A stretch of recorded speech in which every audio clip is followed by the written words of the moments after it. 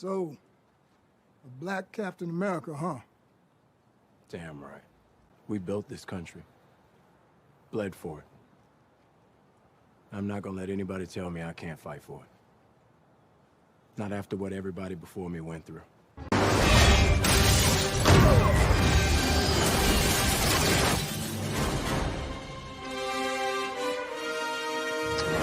What's going on, everyone? Hello. How you doing out there? Happy Sunday. Thank you guys so much for tuning in to another episode of Just My Opinion Reviews. I really do appreciate it. And guys, with it being Sunday, the first day of the week, I hope you had a great day. I hope you had a great weekend. Hopefully you got everything done that you had to get done. Groceries put away, shop, food prepped, car clean, house clean, clothes washed. Hopefully you're on your couch, you're in your bed, you're on your balcony, you're just somewhere comfortable with your snacks, with your drinks, with your libations, all of that good stuff to enjoy another episode of Just My Opinion Reviews. As you can see, I'm not saying a Movie News Roundup show, and I will get to that in a second, but I do see that there are 81 people watching right now. Thank you so much, everyone. I really do appreciate it. If I can get 81 thumbs up, that would be absolutely fantastic. And let me see how many we have right here. We have 44. So if we can just double that number, that would be great. Also, guys, let me just go ahead and start shouting out you lovely people. This is wonderful. We have 60 plus reviews in the building. Happy Sunday, JM Always. Thank you so much for being here. 60 plus reviews. I really do appreciate it. Wayne Turn in the building. Hi, all. It is 9:01 a.m. Monday here in Sydney, Australia. Wow, man, he is in the future. That's what's up, man. Thank you so much, Wayne, for being here. I really do appreciate it. Soto is in the building. What's going on? We're shaking. Got Chill Spot, aka Stores Easter Basket. I love it. Happy Sunday. I'm glad I can make it. Yes. Thank you so much for being here. Man, this fan is blowing stuff in my face. Also, thumbs up. We also have Kay from around the way. Hey, Brandon. Hey, everyone. Thank you for being here.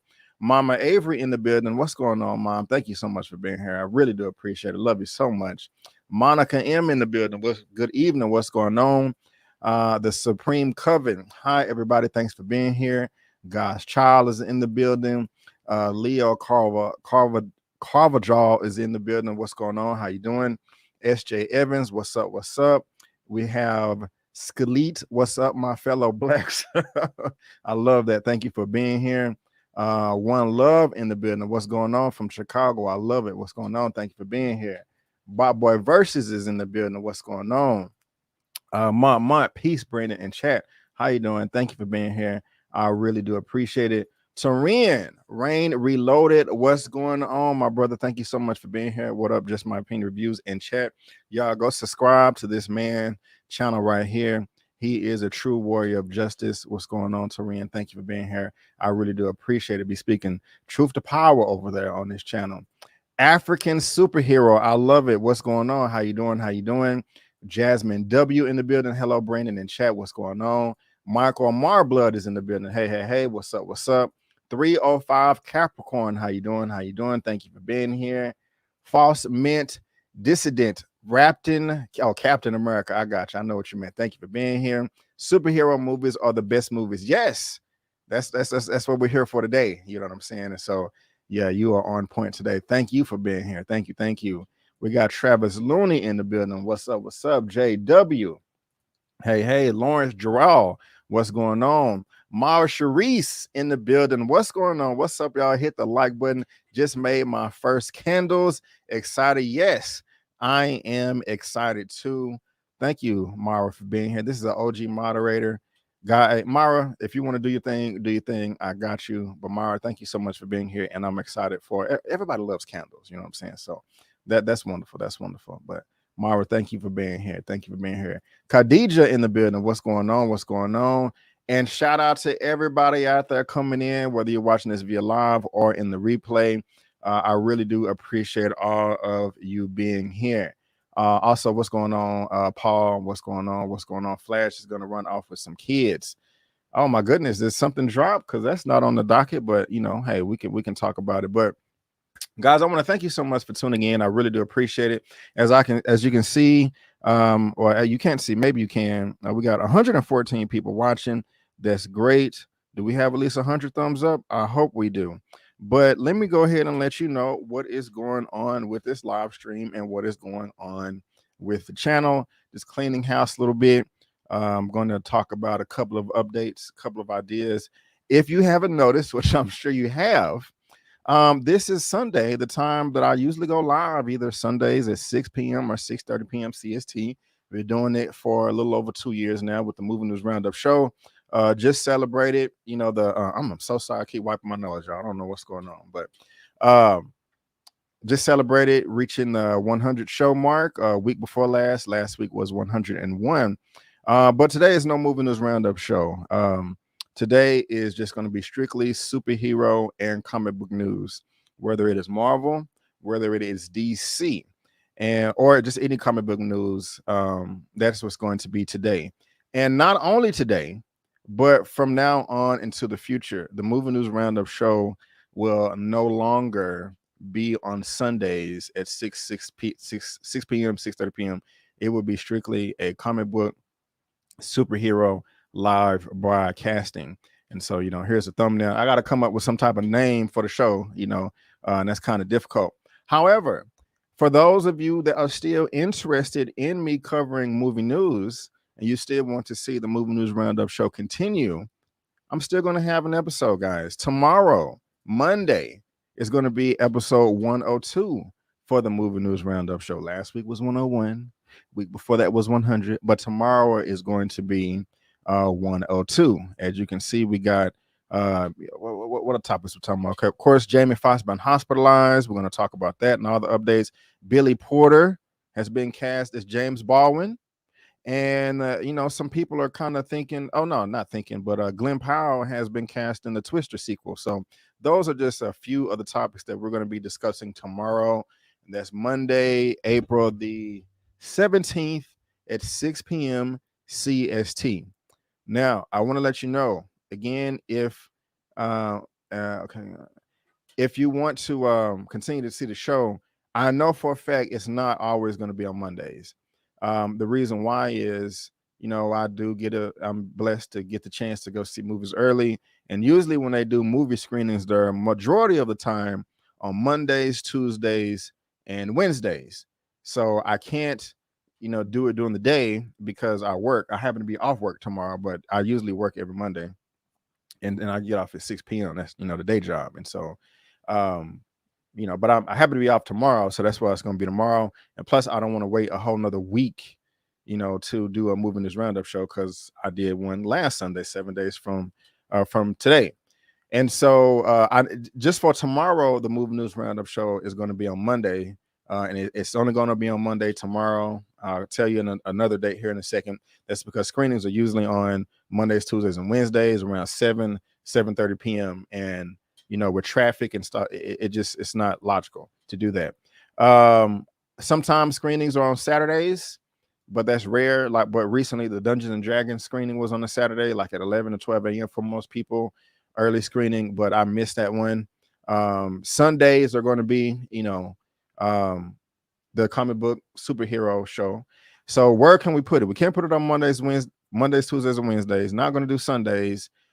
Saturdays, not going to be Saturdays, and I don't want to do Fridays because, you know, that's, you know, Eman got that locked down in the nighttime, and also Lamont as well. And so I think from now on, if I do continue to do it, the Movie News Roundup show will be every Thursday at between 6 p.m. and 6:30 p.m.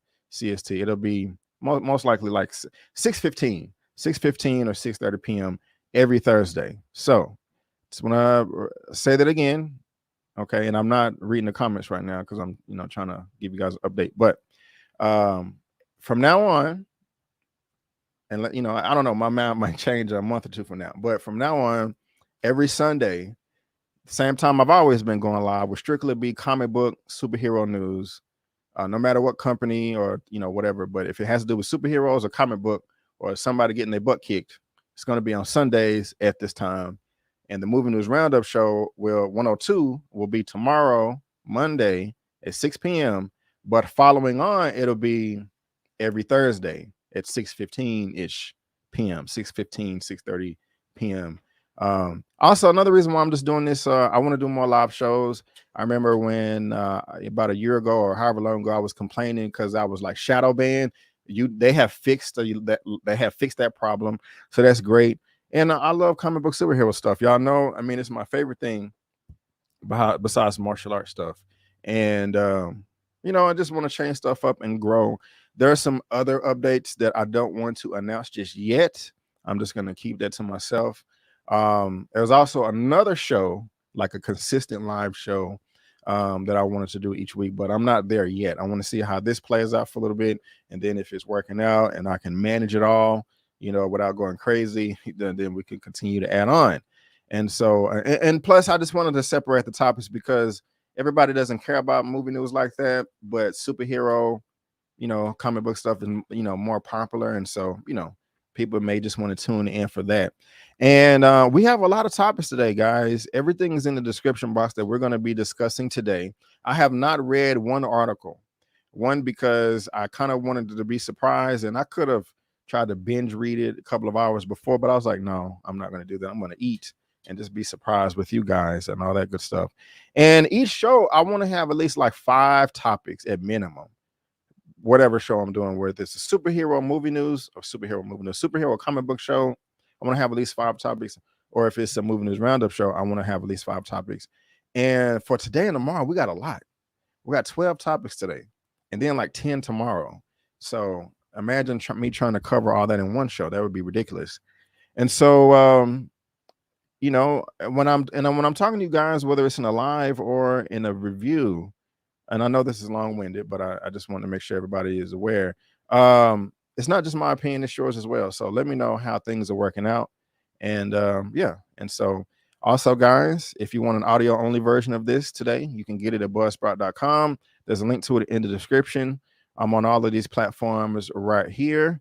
Apple Podcasts, Spotify, Google Podcasts, Overcast. You can see the screen, of course. And I'm also on SoundCloud as well. Just going to do some shameless plugging. Check out my Mario review. Also, Donnie Yen's latest film, Sakura, that is in theaters right now in the United States. It popped in theaters yesterday. And he's a badass. He is going around blasting people with his palms. It's a pretty decent martial arts film. My review for that is on my channel. Also, go check out the latest recap of the Power Book 2 Go Season 3, Episode 5. And me and Tyra are giving our Episode 9 recap of Season 6 of Snowfall. But guys, again, thank you so much for tuning in. Also, just to all my lovely moderators out there, please, please, please. Keep on back! Keep on back! Keep on back! Keep on back! Also, if you're curious, thank you. Yeah. If you're curious about any guests, I did not send the invitation out to anybody today. I may not for a few weeks, just because when I have to prepare notes for other people, it's more work. And not that much, but just more work. And with me transitioning and trying to update stuff, I kind of want to, not overload myself and, just kind of see how things work out in pieces. And so, so I can make sure I can swallow it all. And that it was a horrible thing to say. Just, I don't want to bite off too much that I can chew. Now if they ask me like, hey, B, what's up? I want to come through. I'm not going to be like, no. But, I just usually send it out.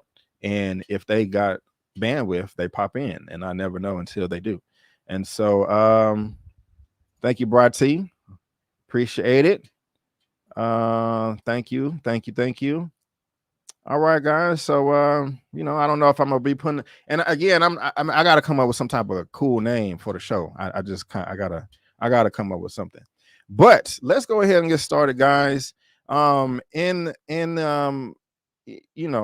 Since I'm talking about superhero comic book news, I just found this today. I wasn't even going to share this, but it was amazing. Like 30 minutes before the show starts, and I just thought this is pretty cool. And it's on topic for comic book news. This is a guy on Instagram, but check this out. Hit a 1 in the chat if you can hear this. But look at the cosplay. Can y'all hear that? so okay, yeah. I just think that's badass. I mean, and he made that, or somebody made it for him. Unless that's the best CGI in the world. I mean, I would go grocery shopping with that and just look at people like, what? Run up.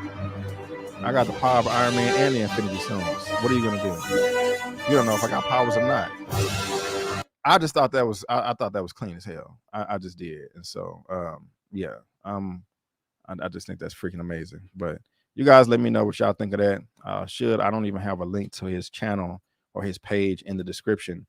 But it doesn't matter. But you guys checked it out. It's badass. And you know, if you want to check out his page, maybe he has some more stuff.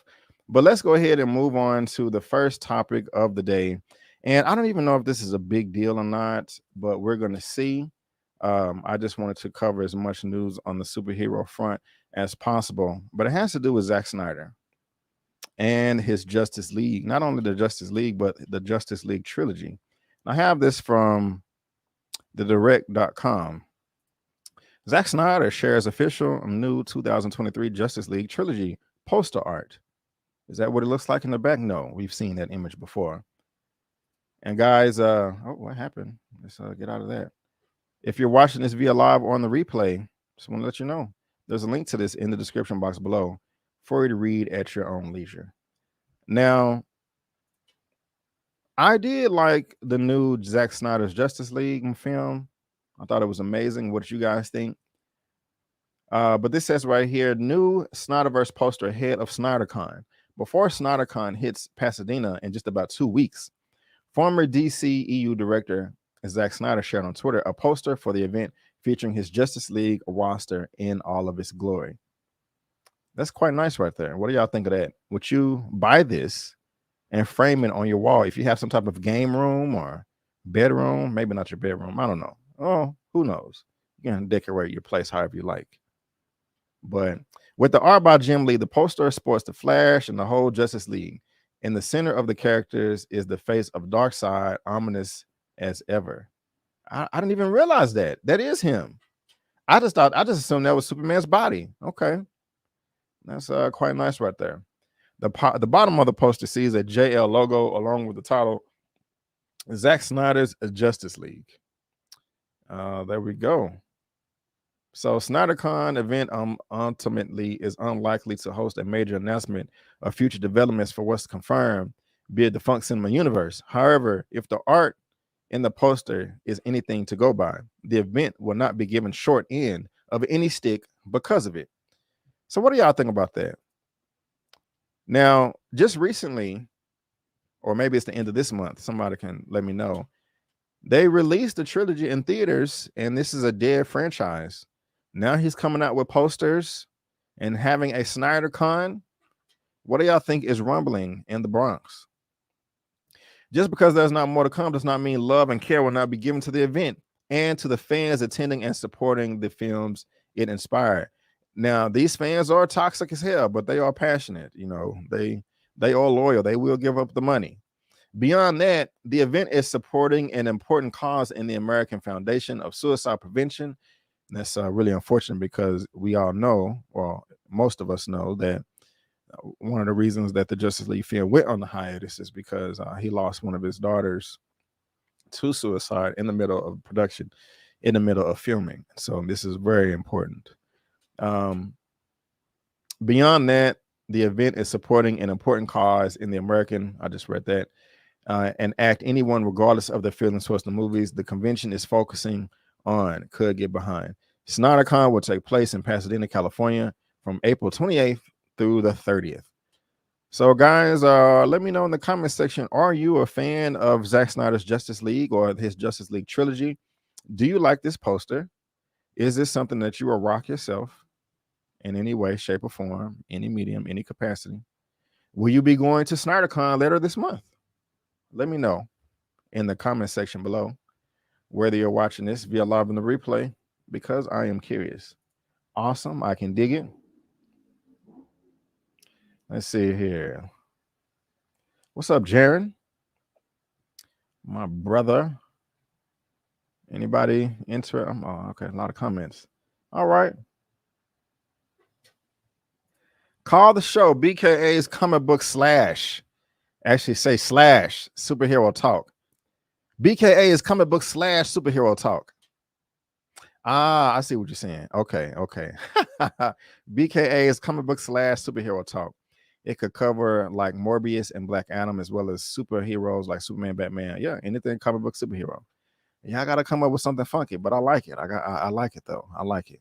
I appreciate it. But again, guys, whether you're watching this via live on the replay, there's a link down to this in the description box below for you to read at your own leisure if you're into Zack Snyder's Justice League trilogy. But let's go ahead and move on to the next thing. And yes, let's go ahead and get this one out of the way right here. I'm a big fan of Spider-Man. I really am. However, and I'm not going to sit here and stunt and pretend like Sony has never given us fantastic Spider-Man films. I mean, they're the only studio that has. So what am I talking about? Spider-Man 2 from 2004. Oh my gosh, it's still a freaking amazing. I mean, like, definitely top 20, maybe top 15 best comic book films of all time. The Spider-Verse film animated that came out, 2019? Fantastic. And also them co-producing with Disney on the not Tobey Maguire, but the Tom Holland Spider-Man trilogy. Very great at the very least. You know what I'm saying? I love it. However, everything that Sony does put out that is coming with Spider-Man has not been as great. I'm so on Venom. Morbius is kind of stinky. The Amazing Spider-Man 2 was a bleach gangster dumpster fire.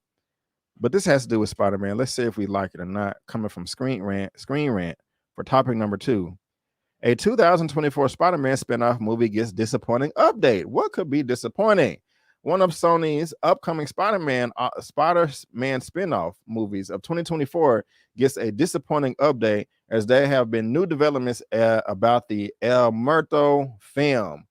Wow, who gives a crap? Maybe some people. Let's see. We're going to talk about it. And then again, if you're watching this via live or on the replay, there's a link down to this in the description box below for you to read at your own leisure. But the Spider-Man, the spin-off movies of Spider-Man 2024, El Muerto gets a disappointing update. In April of last year, a surprising Spider-Man spin-off film was revealed to be in the works, based on an incredibly obscure Spider-Man character. Bad Bunny was cast as the lead in El Muerto.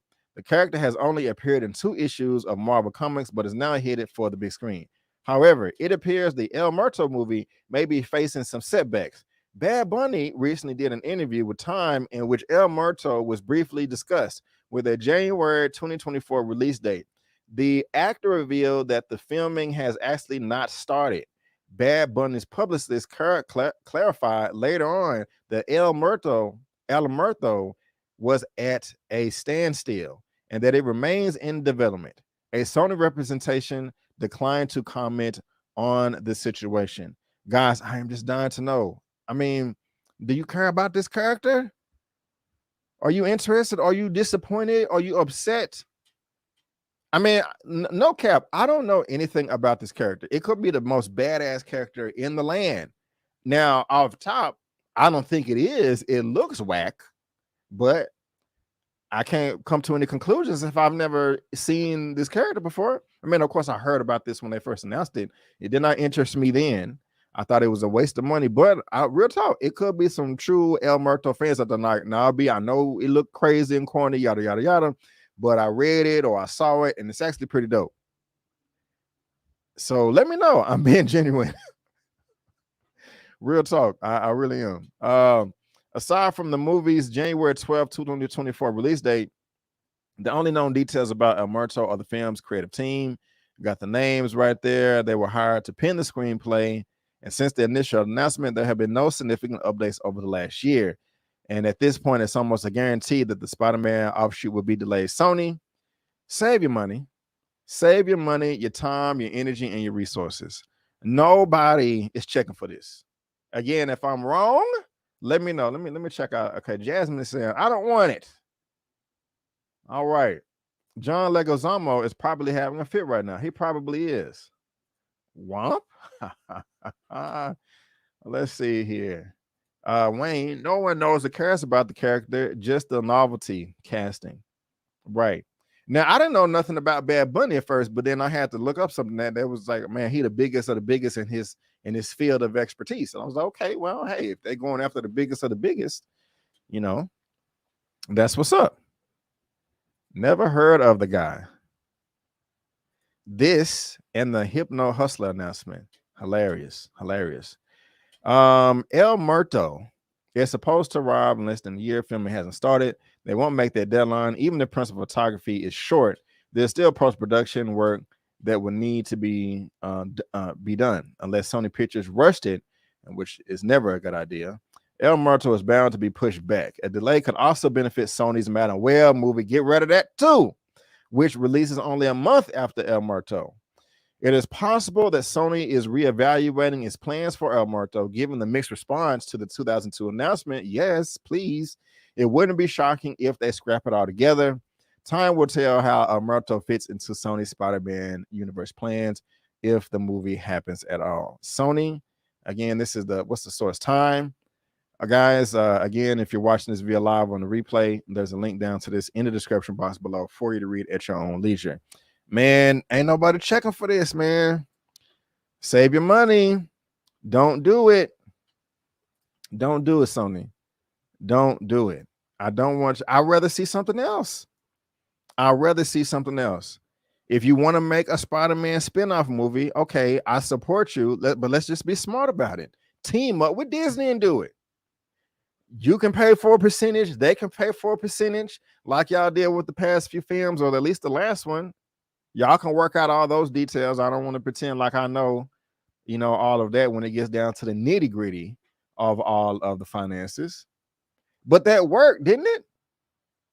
I don't leave this alone. How much did the last Spider-Man film make? Like 1.9 billion? Let me see something. I think it did. I think it almost made 2. Spider-Man. Okay, what was it? Far From Home or Not Coming Home? No Way Home. Okay, I'm just gonna try to use some logic here. Spider-Man No Way Home. In the middle of the pandemic, you teamed up with Disney and y'all made this much money.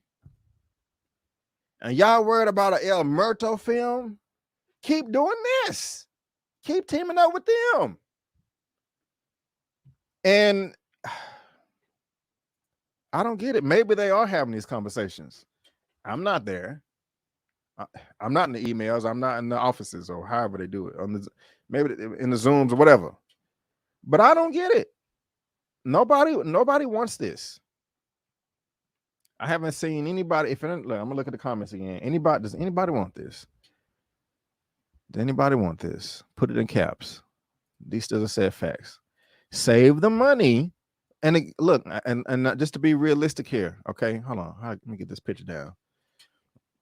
I'm tripping. I don't even know how to work my thing no more.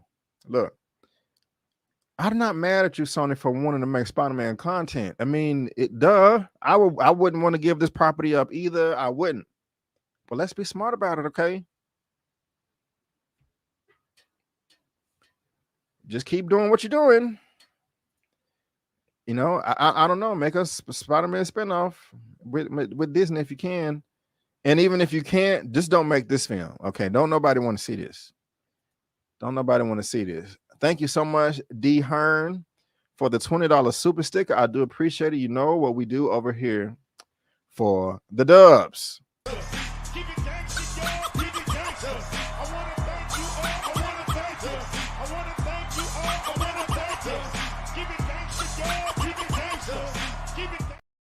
Yes, keep it gangster. Keep it gangster. But yeah, guys, y'all let me know what y'all think about that. Thank you, D. Hearn. I really do appreciate it. But y'all let me know what you think about this, man. Are y'all upset that this is getting delayed? I'm not. I'm really not. Just no. But again, guys, if you're watching this via live on the replay, there's a link down to this in the description box below for you to read at your own leisure. Let's move on to topic number 3. Topic number 3, and this is a film that I really am anticipating right now. I mean, I've actually reached out to the studios about this. Like, hey man, y'all got any updates? I'm just curious. I'm salivating at the mouth, you know.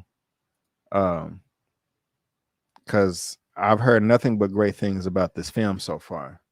But we got this is gonna be real quick. We got a new image from Michael Keaton as Batman and the Flash, and you just gotta say, like, this dude came out with Batman in '89, and we've had a gajillion superhero movies. I mean, like, that's the last thing you would have thought in the world that he would come back as Batman. And you know, at least once in his life, he was like, you know what, it probably would be nice if I can play it one more time. I mean, somebody could bet $1 billion that would never happen 10 years ago or 15 years ago, but it looks like it is. But we got this third topic right here. New image surfaces of Michael Keaton as Batman and the Flash. And let's check this out real quick. New image has surfaced, giving us our best look at yet Michael Keaton's return to the role as Batman and the Flash. The new image started circulating online Wednesday afternoon, showing Keaton standing in the bat suit minus the cowl. And so there it is right there. I actually probably should have tried to download that, but let me see what's going on. Let's go and put that right in there like that. Save it. And but yeah, what do y'all think of this? Is it? I'm gonna try to bring it up and make it bigger for you guys. Like actually upload it. I don't know why I didn't think about that, but you know, it's all good. It is all good. But I'm excited for it. I am. There you go. Kind of blurry, but yeah, it's the symbol is still the same in his chest, but I don't remember his arms looking like that.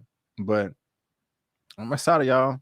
This is gonna be hitting theaters in June, and this was shared on the Home of DCU official Twitter page. And I'm gonna follow them. I'm gonna do that right now. Home of DC, so that I can get some good updates. But what do y'all think about this? Or does it get you excited at all for the film, or like, nah, it's just a little picture, you know? Well, let me know. I am excited for the film. I'm excited to see my brother Michael Keaton as Batman and the Flash again. So it's going down. It's going down. Let me see what anybody is saying, if anything at all, about the Batman.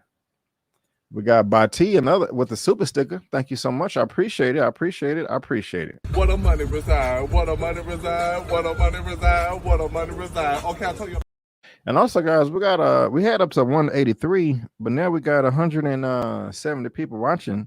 That's wonderful. Let me see how many thumbs up we got. We got 137. Can we at least get up to 150 thumbs up? Please help your boy out. It helps the algorithm. Helps the algorithm. Okay. Nobody saying anything about Nobody's saying anything about Michael Keaton. Okay. I'm Batman. Now I'm Birdman. Never mind. I'm Batman again. You're right. Oh, man. You know, Rutu, I saw that film in theaters, but I got sick in the middle of the screening and I had to walk out. I think I had some type of food poisoning or something. So I got to finish it, but I heard nothing but great things. But I like that. I'm Batman. Now I'm Birdman. Never mind. I'm Batman again. Nice, nice, nice. SJ Evans said, I can't wait. I got you. Nice, nice. I love it. I love it. I love it. Well, there you go, guys. The Flash. Yep, the Flash. Yep. Michael Keaton. Yep. Nah, I'm Vulture. Yeah, yeah. Yeah. So there you go, guys. Michael Keaton, you know, updated photo of the Batman in the upcoming film, The Flash. Hopefully it's good. And again, if you're watching this video live on the replay, there's a link down to this in the description box below for you to read at your own leisure. And now, guys, we got 185 people watching.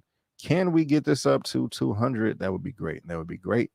And I'm now moving on to topic number 4.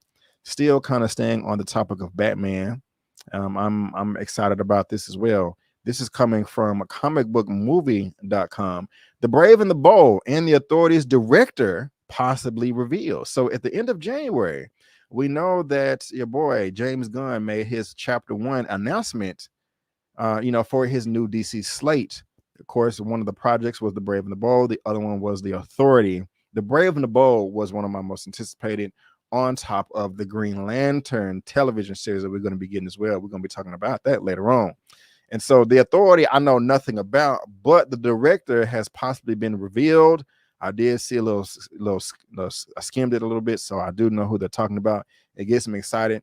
According to a new rumor, DC Studios has found directors for The Brave and the Bold and The Authority, and they are names we're sure you comic book movie fans will be familiar with. Check them out. DC's new studio is quickly starting to take shape, with Creature Commandos and Waller expected to hit Max, previously known as HBO Max, before Superman Legacy around 2025. Okay, I'm gonna scroll down here a little bit. According to sources that have been verified by Reddit DC EU leaks, moderators, The Authority and Batman reboot Brave and the Bold have locked in the filmmakers. Where is it at? Jesus. Okay.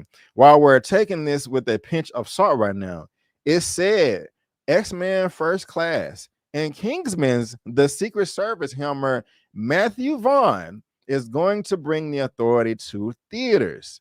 That team seems like a perfect fit for the director, especially when the comic book series is one of his frequent collaborators, Mark Miller, once worked on.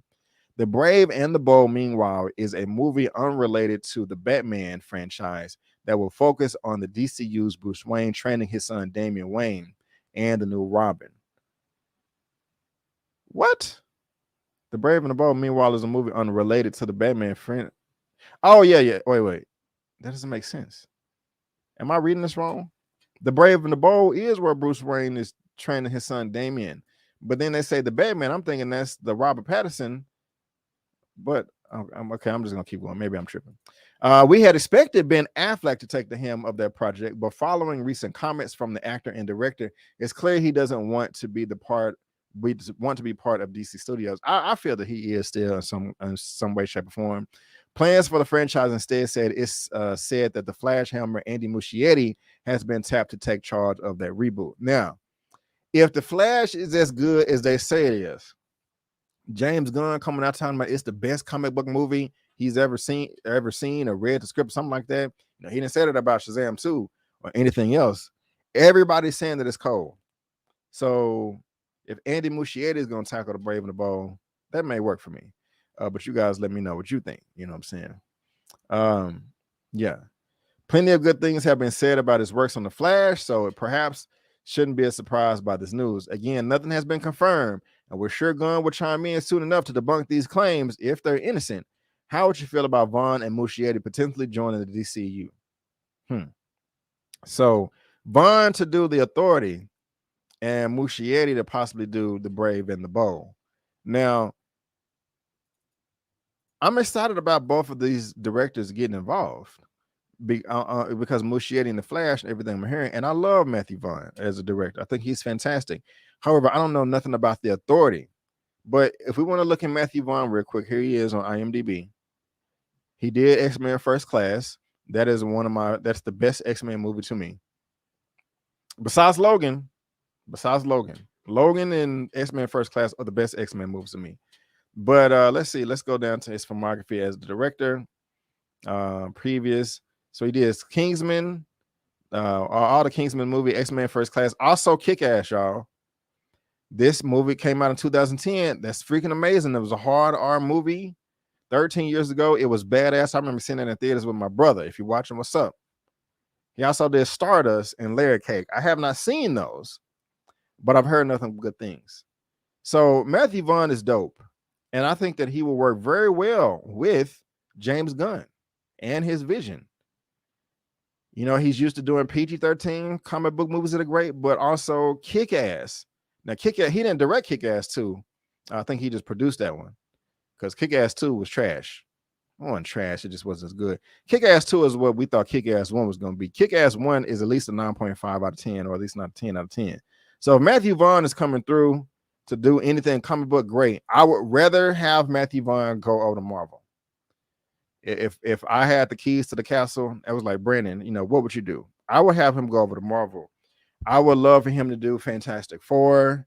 I would love for him to do another X-Men movie because he knocked it out the park with First Class, in my opinion. What do you guys think? But he may be the director for The Authority. I mean, Andy Muschietti may be the director for The Brave and the Bold, Batman: The Brave and the Bold.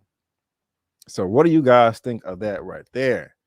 Are you excited? Do you not care? Are you somewhere in the middle? Sounds like Bold and the Beautiful. Right on. Thumbs up. That is my Batman. Let me scroll down a little bit.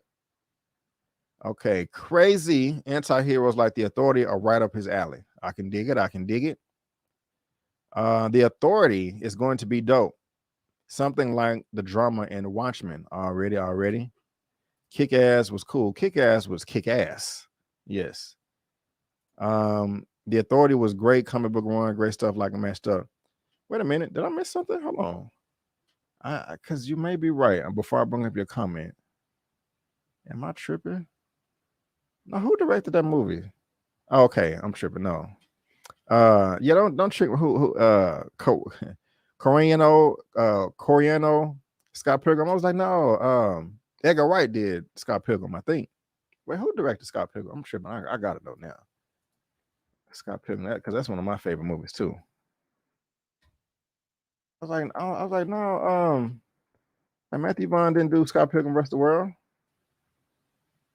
I just had this. Yeah, Edgar Wright did that. Okay, I'm tripping. Okay, let me get back on track. Da. All right. Anyway. First Class was good. Yep. Watch Tetris. I want to.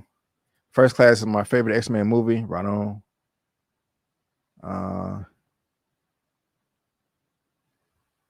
We need funny movies, we need funny movies that are not a lecture. I agree. Nobody wants a lecture in a movie. So, yeah, guys, what do y'all think about this right here? Matthew Vaughn may be directing The Authority, and Andy Muschietti may be directing Batman: Brave and the Bold. And again, if you're watching this via live or on the replay, there's a link down to this in the description box below for you to read in your own leisure. All right. Let's move on to topic number 5. And I think we're making some decent time. Nothing but superhero and comic book movies news today. Yes. We got an update on a Marvel film. Let's see here. What background I want? This one? Oh, this one. Oh, that's brighter. But this is coming from direct.com. A lot of people did not like the first movie. But some people in the comic book world are calling this next Thunderbolts movie a sequel to Black Widow. And that may be the case. And if so, I'm not tripping. What's up, Moochie? What's good? What's going on? But this is topic number 5, guys, coming from direct.com. 2024's Black Widow sequel getting reworked at Marvel Studios. Rumor. Let's see what the rumor is. Set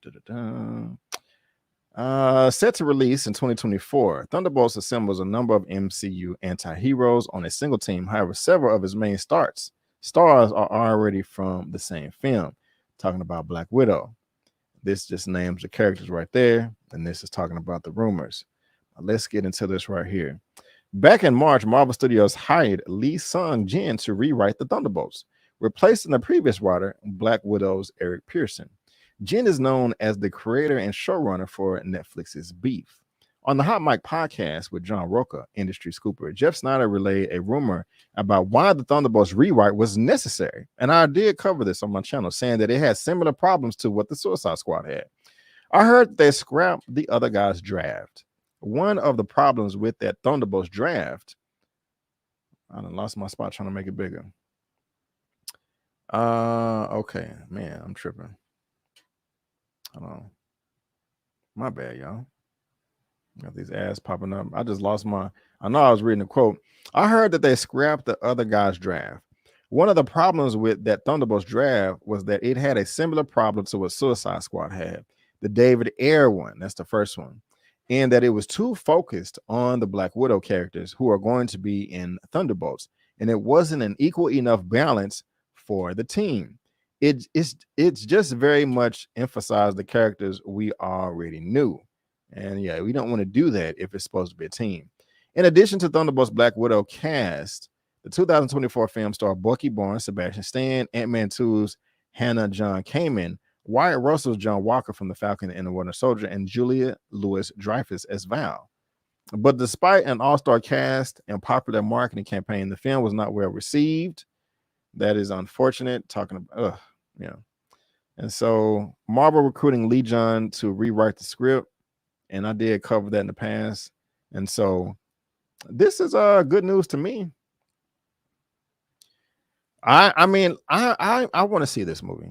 I think it's a good idea to have this a Thunderbolts movie. I mean, I do. I mean, if it's done right, and it makes me nervous that everything is not tighter as far as the script and the plot and the story.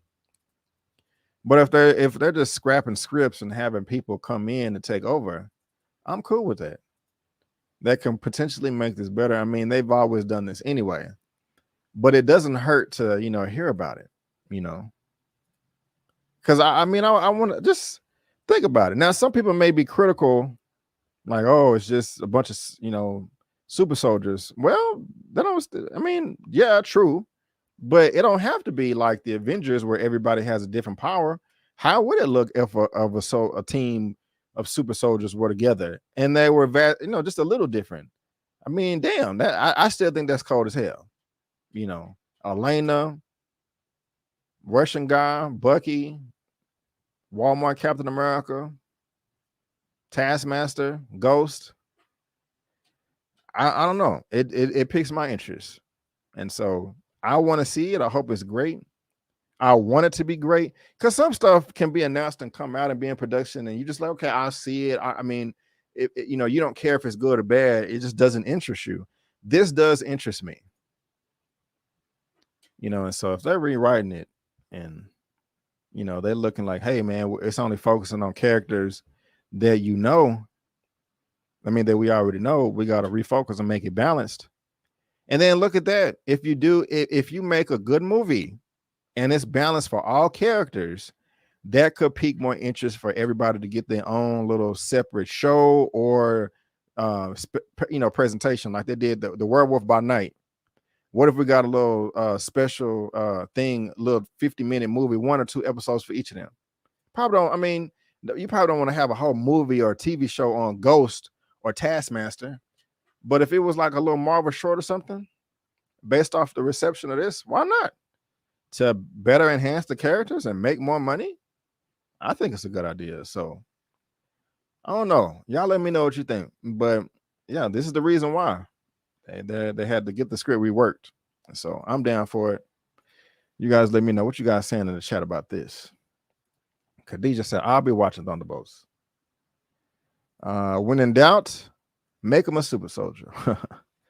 Comic Thunderbolts are Marvel's version of the Suicide Squad. They are better, in my opinion. I'm open to the Thunderbolts. I know nothing about them outside of the Black Widow movie. Right. The Wokester writers have problems with the OG source material. Interesting take. I still don't forgive y'all for why. Mara, it was good. What did you not like about it, ma'am? I'm interested in knowing. But, all things are subjective. That's just your opinion. It's a whack one. I'm teasing. But no, thank you for commenting. SJ, I'm for it. Right on. Watch it. DC should do a Baywatch movie with them fighting Hydra Man. Hilarious. Let me scroll up a little bit. Yeah, sure did bomb pretty hard. The Leftover Squad. Thank you so much. I appreciate it. If that's what you mean. Let's see here. Wait a minute. Do we get the hammers in here? Well, I see somebody replying to the hammers. Where's the original hammer post? Am I tripping? Oh, I'm scrolling up far. Okay, maybe I'm tripping. Let me scroll back down. Yeah, I'm way out of there. So, okay, yeah, hammers. Gotta have the hammers.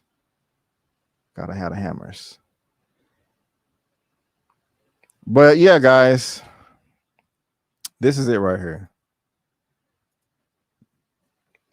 If you're watching this via live on the replay, there's a link down to this in the description box below for you to read at your own leisure. Now let's move on to topic number 6. What we got right here? Okay. I don't even know who these people are, to be honest. And I looked up one. Let me pull up another tab on IMDb.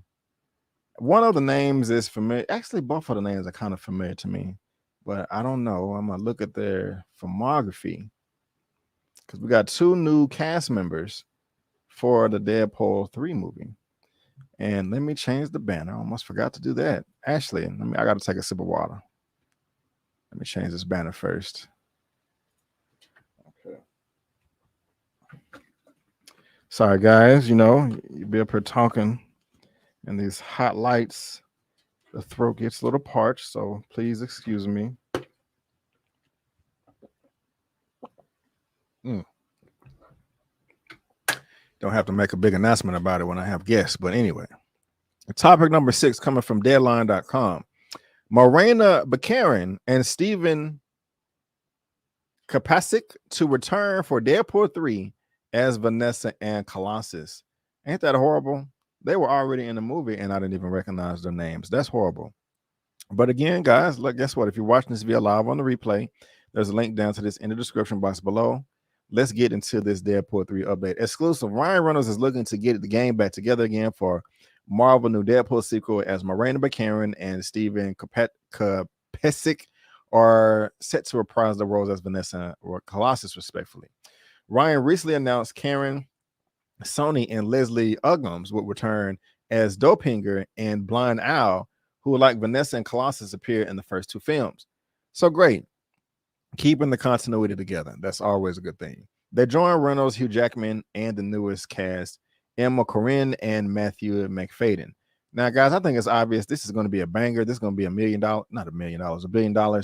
Sean Levy is on board to direct, with Paul Wernick and Rhett Reese returning to pen the script, along with Zeb Wells, Wendy Molinos, and I don't know how to say them names. Lizzie Loughlin wrote a previous draft. Marvel Studios president Kevin Feige will join Reynolds and Levy as producers. This will mark the first Deadpool film in which the Marvel Studios will work hand in hand with Ryan Reynolds and Team Deadpool. Feige's involvement comes after he helped revamp the SpiderMan franchise when he came on to help in the creative effort for Sony series. So there you go, guys. They're coming back as Colossus and Vanessa. Here she is right here. I'm tripping. I'm embarrassed that I did not know her name like that, but I guess she's just not in my wheelhouse. But here's a lot of her previous work. Are you a fan? Did you like her in Deadpool 1 and 2? Wait. Didn't she die? No, she didn't. Well, I don't remember Deadpool 2. I only saw it once, and I own it too on Blu-ray. And this is Mr. Colossus right here. So would you be upset if they didn't come back as Vanessa and Colossus? What I want to see Colossus do in this film, y'all remember the old my millennials out there, and maybe if you're a little younger too, y'all remember the X-Men arcade video game where you got up to 4 people, like a platform, and go around beating up people as a group, and you can power up with Colossus. He was like, oh, and that's also what he did in the, well, of course that is what his powers were, but he actually did that in the game. Oh, badass. I want to see him do that. Please have him do that. I want to see signature moves from everybody. Sometimes they're good with that, sometimes they're not. Let's see here. Yeah, I thought she died in Deadpool 2. I could be wrong. Wait, no, they went back in time, didn't they? Yeah, she died, but then they go back in time. Of course. You remember this sizzle. So yeah, sorry for spoilers, but I thought that she died, and then it did have to do with time travel. So I don't remember. I didn't like Deadpool 2 as much as the first Deadpool, but anyway, you guys let me know what you think. Okay, thank you, Brat. He went back in time to save her. Yeah, I need to watch it again. Vanessa died, but Deadpool went back in time and saved her in the okay, gotcha. Okay. Yeah, Deadpool brought her back to life. Gotcha. Okay. Well, yeah, guys, there you go. So they're going to be back. Maybe not a big deal, but you know, if you're watching this via live on the replay, there's a link down to this in the description box below for you to read at your own leisure. All right, what we got next? All right, we're gonna do extra. We're gonna be extra a little bit. Let's see here. This is topic number 7. Going to be checking out a trailer. Got a couple of trailers we're gonna watch. And I kind of saw this trailer a little bit, but I really wasn't paying attention. So I'm going to say, no, I didn't. But let's get into this topic number. Is this topic number 7? Yes. This is topic number 7 from Variety. The Penguin trailer. Colin Farrell returns to Gotham as Penguin Spinoff series confirms 2024 release. And let me bring this down. Hold on one second. Yeah, okay. So let's get into this right here. Now, of course, this is Colin Farrell. He was the Penguin in the latest Outworld, the Batman movie with Robert Pattinson. I thought it was a good movie, but it wasn't my favorite Batman. But now they're coming back with the Penguin.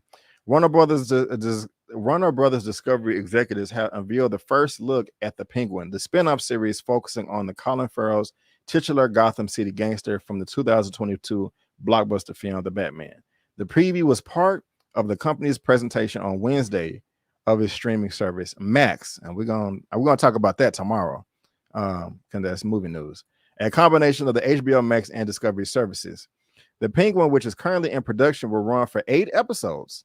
Spoiler alert for that film. Okay, so if you haven't seen The Batman, chill out. I got a spoiler coming. After Paul Dano's The Riddler kills Carmine Falcone, one of Gotham's city's top mob bosses, he floods the major downtown area in a coordinated terrorist attack, leaving Pharrell's Cobblepot with a city in chaos and in a power vacuum within Gotham's underworld. So I guess this is going to be a sequel to the movie. Okay, that does get me interested. I'm not going to lie. It does. Co-starring with Farrell and Christina Milioti, made for love as Carmine's daughter, Sophia Falcone, Michael Zegan as Carmine's son, Alberto Falcone, and Clancy Brown as Sylvester Maroni, who used to be the top gangster in Gotham. They joined by the Renzi Feliz, Michael Kelly, and a bunch of other names. Executive producer, showrunner series, yada, yada, yada. Okay, let's go ahead and check out the trailer. Are you guys ready? I just kind of feel like being extra right now.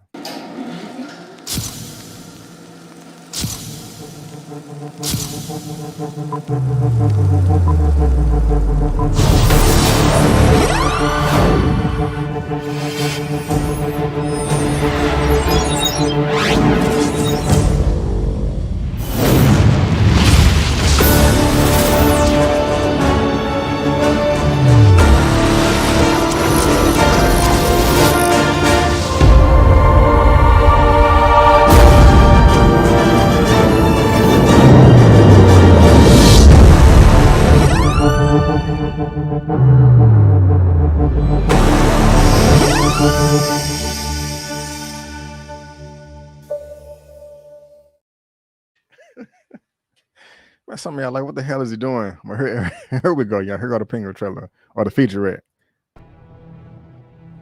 This is one of those moments. Hit a 1 if y'all can hear that. Sorry, hit a 1 if you can hear it. This. Actually, I don't want to do it like that. I want to do it like this. I'm sorry. This is one of those moments. You gotta ask yourself, what kind of life do I want? The world ain't built for guys like us. That's why we gotta take whatever we decide is ours. I was Carmine Falcone's right hand. Try to push me out. Whoa, hey! You ain't seen what I can do.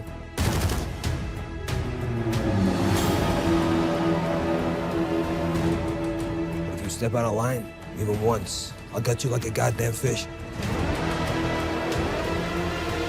Can you imagine? The people saying my name in the streets after you're gone. Have it mean something.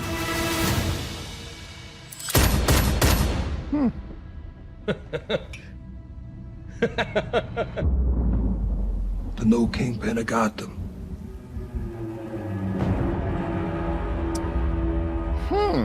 The new kingpin of Gotham. Interesting. Okay, I'm interested. I don't want to go as far as saying that I'm excited, but I am interested in seeing this. If it's going to be on HBO Max or Max, I cannot wait to talk about how stupid that is tomorrow for moving this roundup show number 102. It is interesting. Also, this is a sequel to the Batman show. The Batman movie that came out last year. And Colin Farrell was good in that. I mean, if at the very least, I like acting. Everybody likes great acting. So there you go. He's a great actor. The Penguin character is not my favorite at all by far, but Colin Farrell did do a great job in the film. So in the Batman film. So it's not like I'm going into this saying a new show with Colin Farrell as the Penguin is coming out, and I've never seen it before. We've already seen it in the Batman last year, and he did a great job. Also, will Batman show up in this? That's the question. I doubt it, but will he show up? Do we want him to show up? Will it be a wasted opportunity if he doesn't?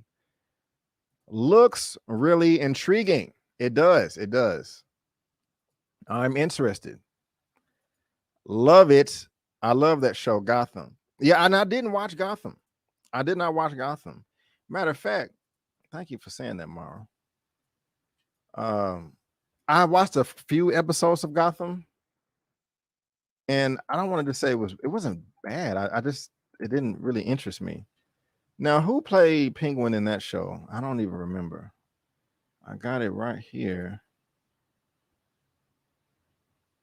Hold on, where is it at? Was Penguin in the Gotham show? Am I tripping? Am I out of touch? James Gordon was there? Because I didn't watch the show. Oswald Cobblepot. Okay, yeah, Robin Lord Taylor. Yeah, I didn't watch that.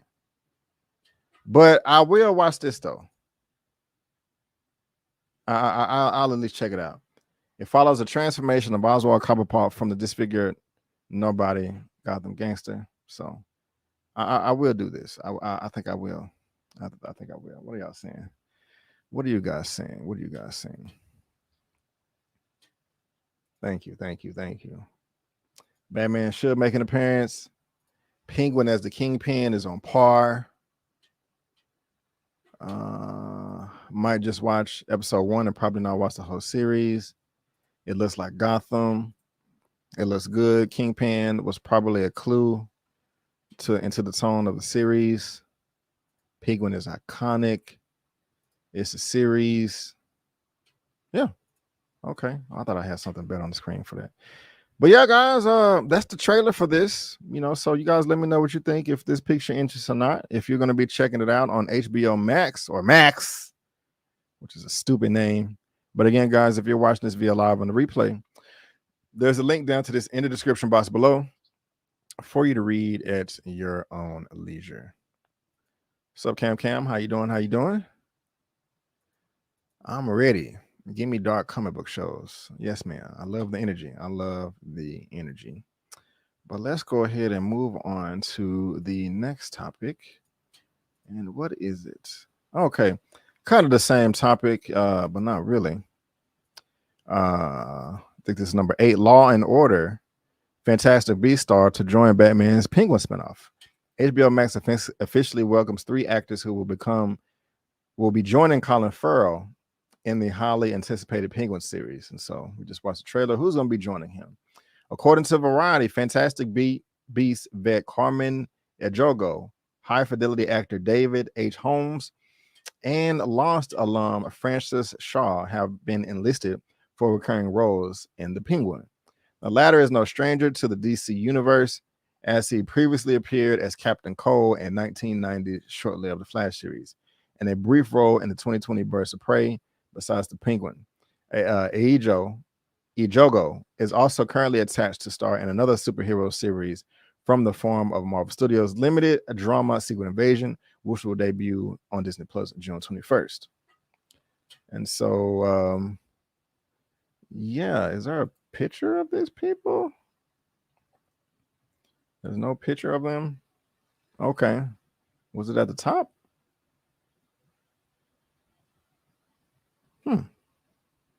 Well, she's joining. Carmen. Hello. Law and Order. Oh, she's the only. Okay, I'm tripping. I misunderstood. Well, hey, she's gonna be part of the cast. So if you're a fan of hers, I'm pretty sure you're happy. All right. That's topic number 8 right there.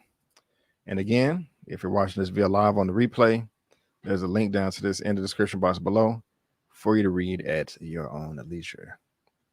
All right, let's move on. That was some DC news.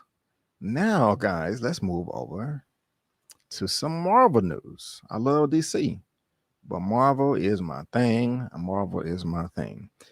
And you know, I noticed that the thumbnail only has Marvel characters on it, and that's just kind of how it worked out.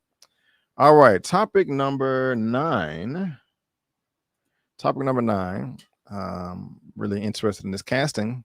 Got some news for Blade. Mia Goth joins Mahershala Ali and Marvel pick.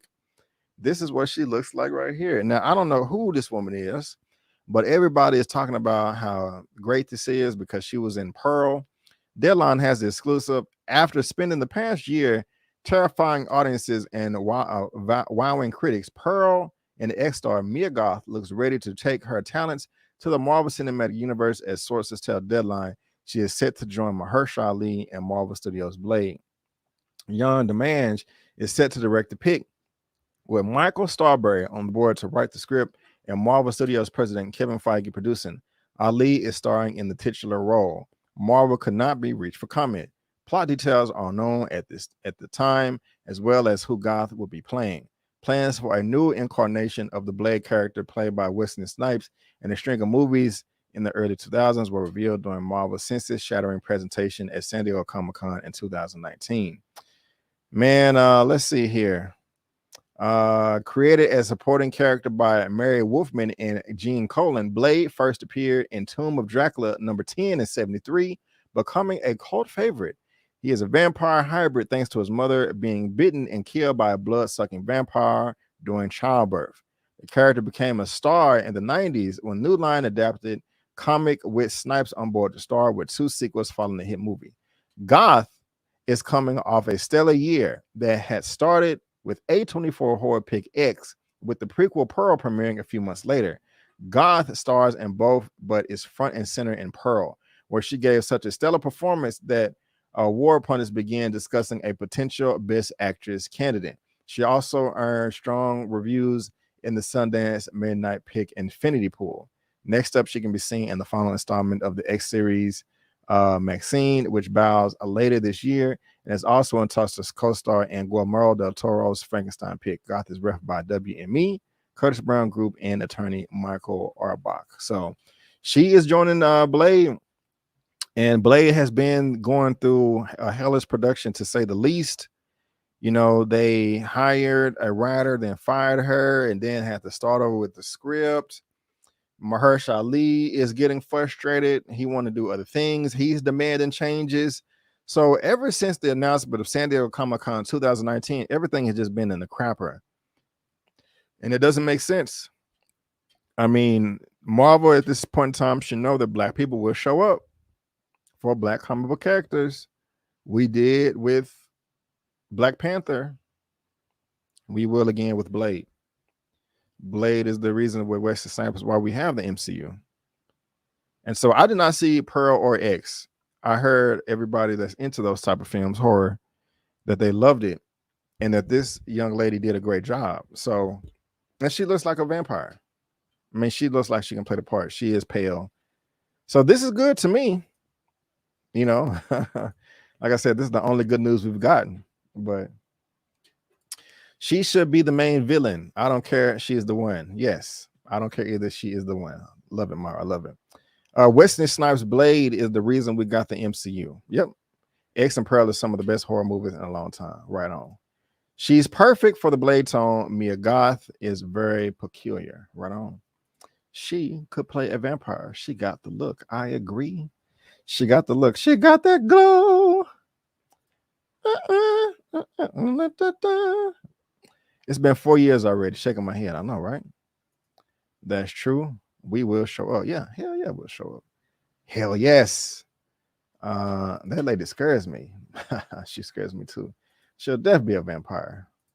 Oh yes. Yeah, yes. Let's see here. Anybody else saying she's playing? She's not playing Blade. She's in Your Honor series. Okay. She is mad creepy. Lady scares me. Mia Goth is a phenomenal actor. Her performance in Pearl was great. Her performance in Infinity Pool was absolutely insane. May have to check it out. Pearl was wicked good. Right on. She is perfect for this movie based on her presence alone in Pearl and X. Right on. I'm still trying to figure out Infinity Pool. I haven't seen none of these. Have no clue who she's playing. Right. But yeah, guys, she's playing. I'm finna say she's playing Blade. She's playing somebody, and I'm pretty sure she's gonna knock it out the park. And so, again, this is from Deadline.com, and if you're watching this via live or on the replay, there's a link down to this in the description box below for you to read at your own leisure. Got some good news finally with Blade, man. You know what I'm saying? I was nervous. Oh, and my fault. I had this up, but I didn't even look at it. Mia Goth, here she is on IMDb. Where's she from? Mia Gypsy Mello da Silva Goth. Whoa, that's kind of scary. London, 1993. So she's what, 20 years old? Yeah. Wait, no.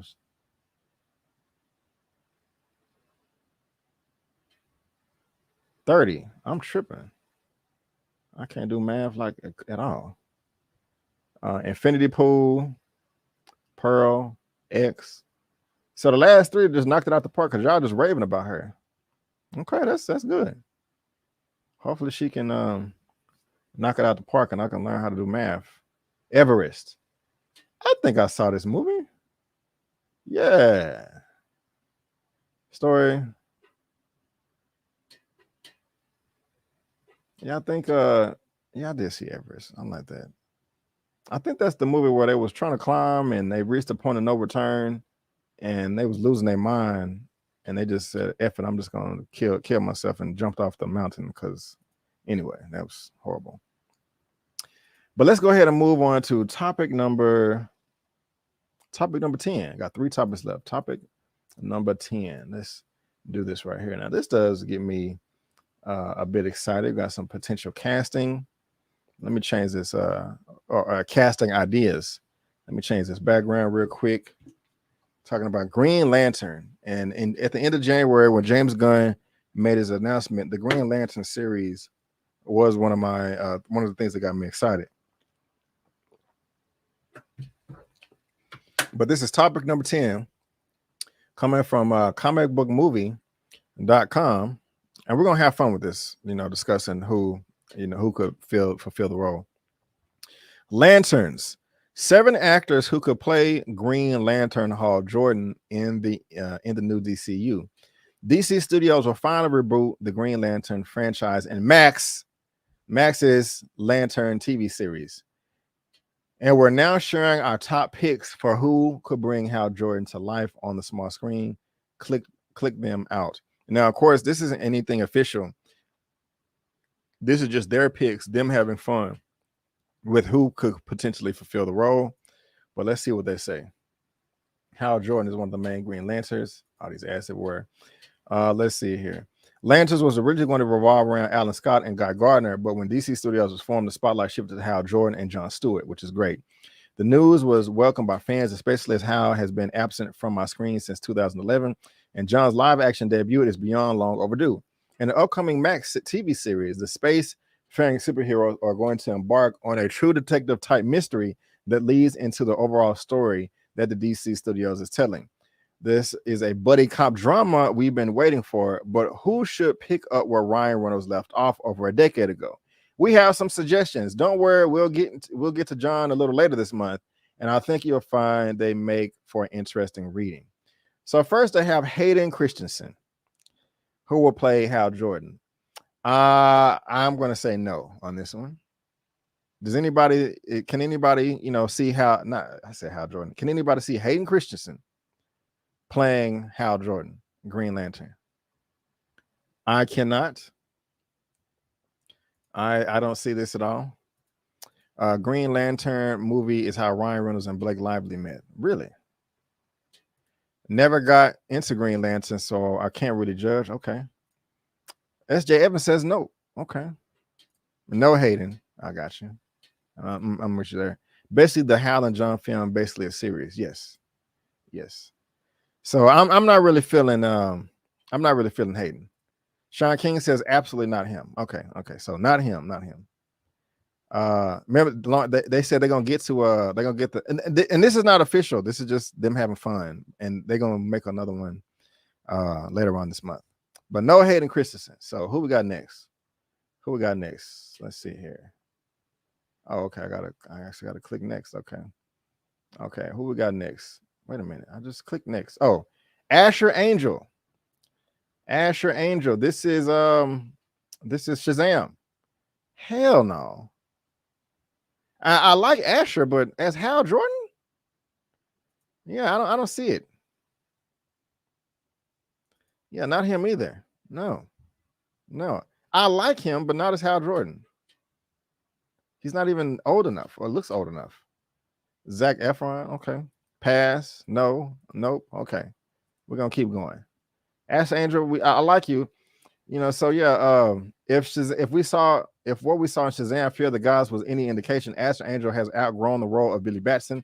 At this point, he arguably make a better Shazam than Zachary Levi, but we obviously have a different character in mind. He's 20 years old, one of their top picks for Hal. No. I know. Yes, Wayne, he looks 12. He looks 12. Brian, I like your comments today. I can dig that. So yeah, but not Hal Jordan. But let's move down to the next one. Matt Lanter. I don't even know who this dude is. But what y'all think of him? Okay, Matt Lanter made a name for himself starring 90210, but many of you are bound to know him best for lending his voice to Anakin Skywalker in the Clone Wars and Star Wars Rebels. Okay. I know Eman is always encouraging viewers to watch the Clone Wars and Rebels, and you guys have as well. And so I'm curious to know what he will feel about this. If you're watching Eman, if you're watching the replay, let me know in the comment section. Matt Lanter, as it has to happen now. His name is Matt Lanter. Lanterns. I'm sorry, I couldn't help myself. But I don't know. I've never seen him in anything. So I don't know. I mean, he looks better than Hayden Christensen and Asher Angel, though. I'll say that. This is our second Vader actor to make the cut, but the actor who is no stranger to the DC universe, after a variety of voice roles, will be a terrific choice to play Hal in the series and beyond.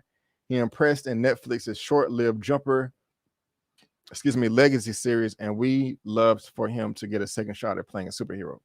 He is a massively underrated talent, and despite not being the biggest name on the list, he's someone we think could do Green Lantern justice in this next series. Okay.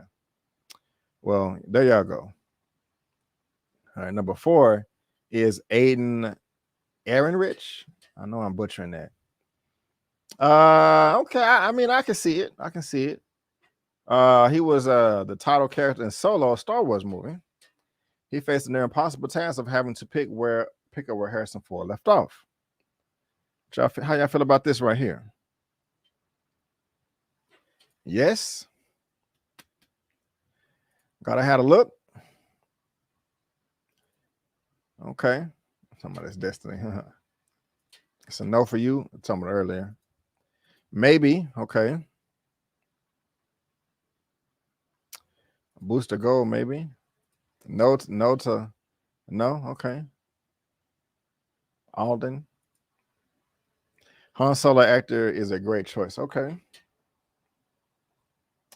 No, I can see him as Wolverine, maybe. Yeah, with the facial hair. He was not the good in Solo. I don't hate it. Yeah, you know. Okay, maybe. Okay. All right, let's keep going. John Krasinski. Ha! That's Hal Jordan. I don't hate it. He was in Quiet Place recently. What y'all think about John Krasinski as Hal Jordan? Let me know. I'm curious.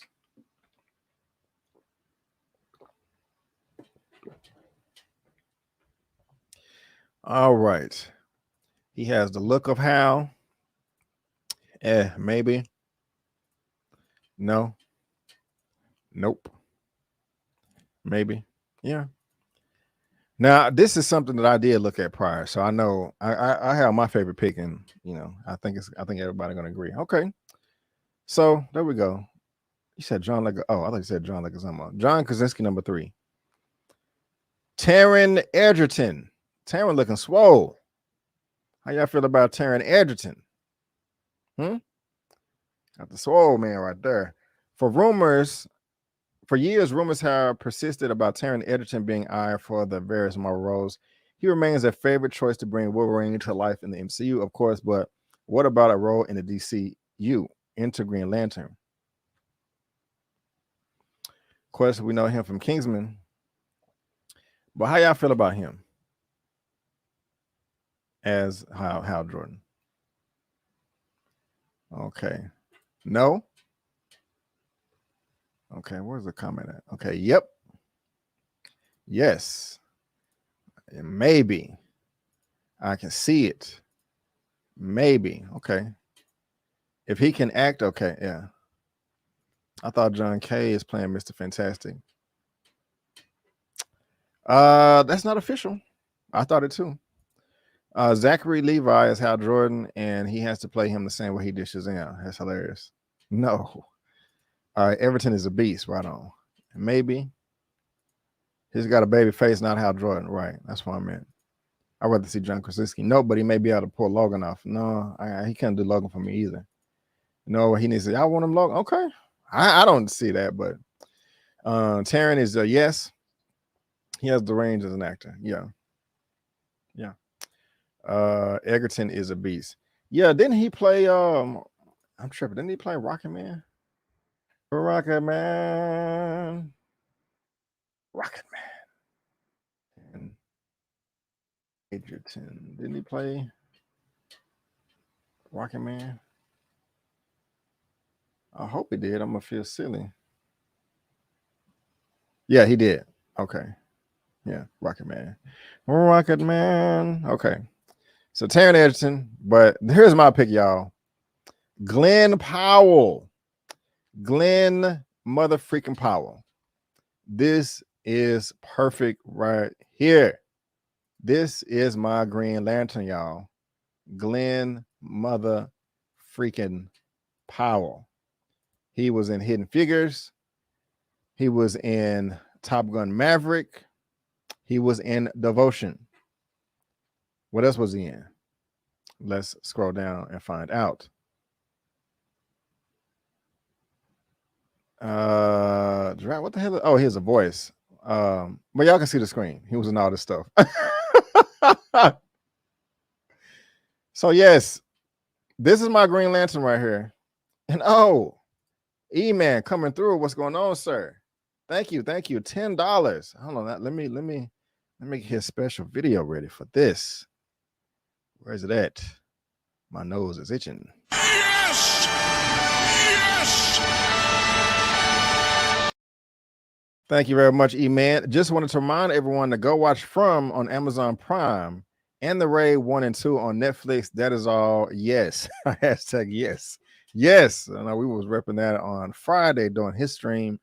Go watch From. If Eman is giving me a recommendation, it's good. And I haven't seen it myself, so maybe I have to go watch it. But I can definitely rep for The Raid 1 and 2. Go watch it. It's on Netflix. It's free. That is all. Hey, Eman, thank you very much for the super chat, my brother. I do appreciate it. And y'all subscribe to this man's channel. His information is in the description box of this video. He's on my channel tab. He is right there. Knock on the door to 100K. Let's get him that plaque. I know he wants. We all want him to have it. Again, Eman, thank you. Eman, how you feel about Glenn Powell as Hal Jordan? This is my pick right here. Yeah. So let's see here. Glenn is the one. Glenn the one. Yes. Let's see what else y'all seeing. I can see that one too. Glenn Powell is a good fit. Yes, he is. This is it. Scroll up a little bit. Okay, that's Egerton. Yeah, okay. Strong, maybe. Yeah, there it is. Okay, I'm caught up. Okay. Yeah, jackpot. Right. Let's see here. Okay, I can see this one. Good fit. Thinking about it, D Stizzle. Now that is on the money. That dude is a phenomenal actor for real. Right. Glenn is the one. Glenn for sure. He legit. Yes to Glenn Powell. Right. Yes, he it. Yeah. Love him and everything. True. Yes. I hope he isn't problematic. Right. He could be the next up. He could be. Yes. Agreed. 100%. That pick for Hal. Yes. Hangman. Yes. Thumbs up. Yes, he did. Yes, he did play him. Yes. Maybe he more looks like Ken than Ryan Gosling in the Barbie movie. Ha. Yes. Eman with the recommendation. Yes. I could see Glenn Powell as Booster Gold. Okay. Glenn and Matt Lancer are the two best candidates from the list. Okay. Guns gonna get a Chris Pratt as Hal Jordan to watch. I hope not. Let's see here. Love it. Gotcha. I can see Glenn. I have to agree. He has a stoic look and voice. Green Lantern is more of a series and it times uptight superhero until the new 52. I like the pick. Right. Glenn Powell is perfect. Hal Jordan. Anyone? I am not. Yes. Okay. Well, yeah. So those are the pick, guys. Again, I think Glenn Powell is the best one on here. And then Matt Lanter, and then John Krasinski in that order. So, but Glenn Powell, hey, I'll be happy about it. Definitely not hating Christensen. But again, guys, if you're watching this via live on the replay, there's a link down to this in the description box below for you to read at your own leisure. All right, 2 topics left. And this next one right here, we're going to watch a trailer for this film right here, The Marvels. It came out early in the week, I think, Monday or Tuesday? And I've already seen it. I have. But I haven't watched it with you guys. And so I just want to talk about it, break it down just a little bit. We're going to do that one right there. Change this banner. All right. And then there's an article that's going to go with the trailer too. So let's check out the Marvels trailer. Hit a 1 in the chat if you can hear.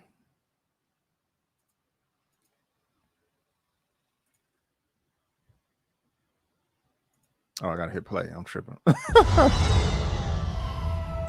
Captain Rambo? What the hell are you doing? Entering the jump point perimeter. I'm gonna get you some readings, Fury. Hello? Monica. Hello?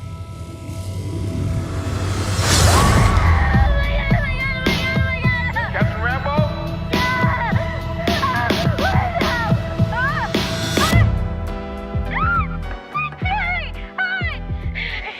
Is this an Avengers test? Where's Captain Rambo?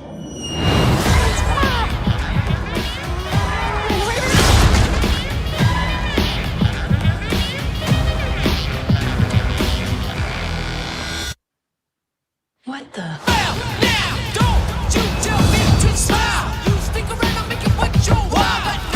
Hi. We're looking for Kamala Khan. Okay. Okay, so our powers are entangled. I can manipulate light energy. And I could totally show you. No! Not again! Hi. Where's our daughter? Wherever you were.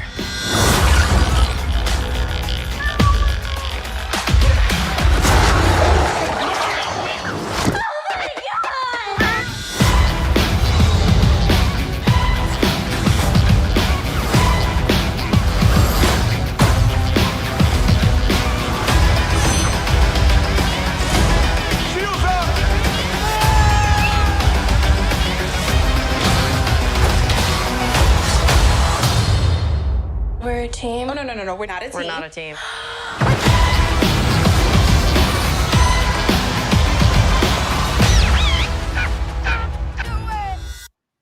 All right, guys. I'm gonna be honest with y'all, man. I'm gonna be honest. I really like the trailer. I really did for like a little teaser or whatever. I thought it did its job. You know, it teased us. You know, I was watching Eman on Friday, or not Friday, last week. You know, he wasn't blown away, and that's fine. All things are subjective, but I'm not blown away either. I'm not like, oh my God, I cannot wait for this to come out. But I am interested. I am more interested in this movie than I was before I saw the trailer. Now, word on the street is that behind the scenes, you know, things are not going smoothly on set. I've heard that things are a mess. I heard that Brie Larson is kind of bumping heads with people, you know, saying, why isn't this called Captain Marvel 2? You know, and, you know, but hopefully they work it out. Now, I was hearing that 2 months ago and 3 months ago. This movie doesn't come out until November. It was supposed to come out in the summer, I think July, but they delayed it to November. If they want to delay it even more, that's fine, to work all the kinks out, okay? This was shot, I believe, before Iger was back, and I don't know how much of a difference that would have had anyway. But I think with this coming out in November, they have a lot of time to correct ship if it's not where it needs to be. But this does look fun. As far as the first Captain Marvel movie, it made 1.1 billion worldwide. The only way this sequel will make around that amount of money is this thing has to be damn good. Everybody has to come out of this movie universally loving it. Excuse me, I'm sorry. The critics got to come out. Oh man, this is one of the best Marvel movies, and fans have to come out because you know it'll probably. I mean, if it's decent, it'll probably make 600-700 million worldwide, and I'm just kind of guessing. But you know, that's just my opinion on guessing. I'm trying to pull this up right now. 2019. Let's see here. Box Office Mojo, the first one, 1.1 billion. What did they get on Rotten Tomatoes? I don't even know. Let me check that out real quick. This film has a lot of hate. Of course, you know, that's obvious. I don't know why this is not working. What's going on? Oh Lord, give me a second, y'all. But I'll just keep talking. This film has a lot of hate. Apparently, Brie Larson just be pissing people off. I don't really understand. But the first Captain Marvel movie was coming right after Ant-Man and the Wasp, and also Infinity War. So the critics gave it a 79, the audience gave it a 45. The first one. Me personally, the only thing I did not like about the Captain Marvel movie was the third act. I felt that I remember when there was fighting before she went out in the ship. I mean, outside of the ship and was flying around, I remember the song choice that they chose. The song choice to start the fight in the third act, it was horrible. It was so jarring and completely took you out of the picture, took you out of the movie. It was just silly, goofy, campy, and I was just like, this is horrible. I was also severely disappointed with Nick Fury getting a patch in his eye damage because of a damn cat, a flirking cat. I was so pissed off. I'm thinking it was going to be just some epic showdown to where he just had this signature scar all over his face, and it was a cat. So everybody's going to have to come out of this movie saying that they loved it. So while the first film wasn't that love, people and the, you know, my little echo chambers, everybody did like Miss Marvel, the Disney Plus series. I want to watch it again. You know, everybody did like that, and everyone did like Monica Rambeau in the WandaVision series. So you got 3 characters, two out of 3 people like, you know, some people don't like, you know, Captain Marvel. Now, another thing that's getting me excited about this is without the universe ending and without this being Guardians of the Galaxy, we're getting more space exploration, just a little bit, or at least in the solar system. Now, we know that Captain Marvel does fly around the galaxy, and so we're going to be getting some stuff there too, and that does excite me. You know, we're not going to be in Asgard, we're not going to be on Earth, you know, we're going to be in space a little bit, and I do like that. Also, this scene right here, I like silly dancing and goofiness, so I'm here for all stuff like this. You know, once it pops on Disney Plus, I'll try to probably remember the dance when I get home, or when I watch it when I'm at home, and try to redo it or something. You know. Now, this right here, I was watching other coverage, and people are saying that they think these are jump points. Like, you know, in the Guardians, when they was traveling across space and going through all those jump points, this may be one, kind of right outside our solar system or something like that. And I want to get into some other stuff here. So their powers are entangled, and they're switching back and forth. I like all of that. So yeah, this is a jump point. Wait, see that purple thing? That's a jump point. So I think that's what Monica Rambeau was touching on the outside. And what I want to know also is, who is this character that they got tied up down here? Oh, let me go back. Who is that they got tied up? I'm curious to know. What are y'all saying? I need to look at these comments. Marvel Spaces, all the 1996 acid trip. Wow. I definitely agree. Nick Fury, eye scratch. Yeah, that's a big miss, huge miss. But let's keep going on this trailer real quick a little bit. I do like the outfit and all that. The costume is dope. Got the white on. She got the colors. I like her reaction to the flirking. If I saw a cat with tentacles that swallow other aliens, I would be like, oh my God, too. You know. And I am expecting this to be funny and have jokes. However, let me make it big real quick. Marvel, I don't mind you putting jokes in your Ant-Man movies, in your Captain Marvel movies, or any of your movies. They're funny at times. Just be careful where you put them. I wouldn't even mind if a mandate came out. Do not put jokes in the third act, or do not put jokes while the characters are fighting, while they're in battle. It ruins the tension. Anytime else, you can have the jokes in there. But when they're fighting, I actually want to feel like the good guys that we're rooting for, the superheroes, are in danger. They're in peril. I want to feel like, man, if they slip up and lose concentration, they may die or get severely injured. I want to feel like the bad guys are really trying to take them out and not just telegraphing punches and joking like, "Ooh, almost got you," or whatever. I don't want that. So please don't do it. Please don't. But it's something at the end here that really does tickle my fancy. And also, before we get there, oh, okay. So this is like Ronan, his hammer. I guess she's the bad guy. I don't know, but I like this. I like the standoff right here. And I ain't gonna front. It is nice to see the black girl and front center.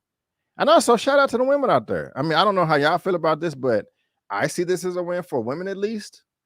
You know, you get 3 women leading a film, and they are the colors, black, white, and brown. So it just, I don't know. I just would think that reaches a wider audience, but I could not know what I'm talking about.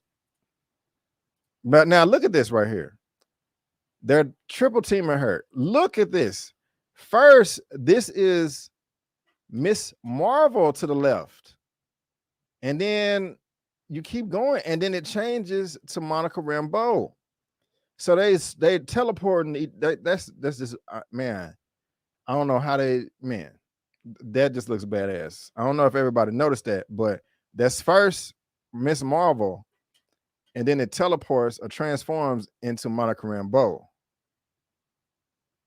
And that's Monica right there. She's shooting, and then Miss Marvel's on this side attacking, and then Captain Marvel coming. So she must be powerful as heck, because all three of these characters are powerful, and they got to team up on her.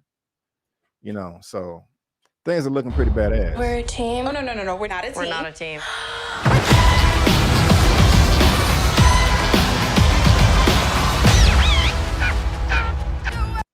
Oh yeah, so you didn't notice that? Yeah. That's kind of nice, you know. So I'm looking forward to it, man. You know, it got to be better than the first movie. You know what I'm saying? So, but what is everybody else saying about it? What is the world saying about it? This is topic number 11. Yeah, this is crazy. Coming from ScreenRant.com. The Marvels is the MCU's most disliked trailer on YouTube because, of course, it is. Bam, bam, bam. I love it. Guys, we got 195 people watching right now. Can I get as many thumbs up as possible before we move on? I want to try to end the show with 200 people watching. That would be amazing. We got 203 thumbs up, though. But let's get into this. The Marvels trailer is the most disliked trailer on YouTube, racking up almost 500,000 dislikes in just a few days after the release. Wow. Just in a few days since its release, the Marvels trailer has become the most disliked on YouTube. In recent years, MCU has struggled to meet the heights of Phase 3, which culminated in the wildly successful Avengers Endgame. Some criticism has addressed the oversaturation of Marvel content and the weaker storytelling of certain projects, while other more bad faith arguments attack the MCU's increasingly diverse superhero leads. The first Captain Marvel movie faced those criticisms since it had the honor of being the first solo female-led superhero film in the MCU, and it seems the sequel will face more of the same. The Marvel trailer was released earlier this week, and as of this writing, has amassed 468,000 dislikes, which surpasses its number of likes, currently totaling 444,000. Dang, I'm tripping, y'all. That makes the Marvels the MCU's most disliked trailer on YouTube. Damn, wait a minute. On all of you, that's just crazy. That's crazy. That's just nuts.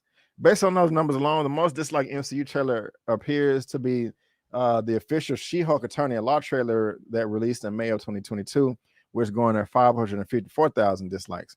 However, it earned 786 likes, surpassing the number of dislikes by over 200,000. For comparison, Secret Invasion trailer received 19,000 dislikes against 416,000 likes, and the final Guardians of the Galaxy 3 trailer got 5,500 dislikes and 336,000 likes. Even the first Captain Marvel trailer only received 106,000 dislikes compared to its 1.1 million likes. Wow, that's crazy. That's kind of look good right there. When Captain Marvel released in 2019, star Brie Larson was the center of a particularly vitriolic hate campaign led by those who believe the MCU didn't need a female-led superhero movie. And we've all been there, but man, that's dumb, man. Like, why? We got 33 or 30, at least 30 MCU movies. Can't none of them be female-led? None of them? I don't get, look, yes, Phase 4 has not been the best, but that's not because of women leading films, in my opinion, or some diversity. I think the scripts are just bad. I could be wrong. Y'all let me know what you think. But we got 3 Ant-Man movies. That's a white male. 4 Thor movies. That's 7. 3 Iron Mans. That's 10. 3 Captain Americas. That's 13 movies right there led by white men. Okay, Shang-Chi is an Asian. Black Panther is black. Guardians of the Galaxy is, aliens, but Chris Pratt is leading that, a white male. So that's 16 movies right there. Who else did I leave out? Okay, we got 4 Avengers movies. So that's 16 on my calculator. So right now I've come up with 16 white-led white male-led films.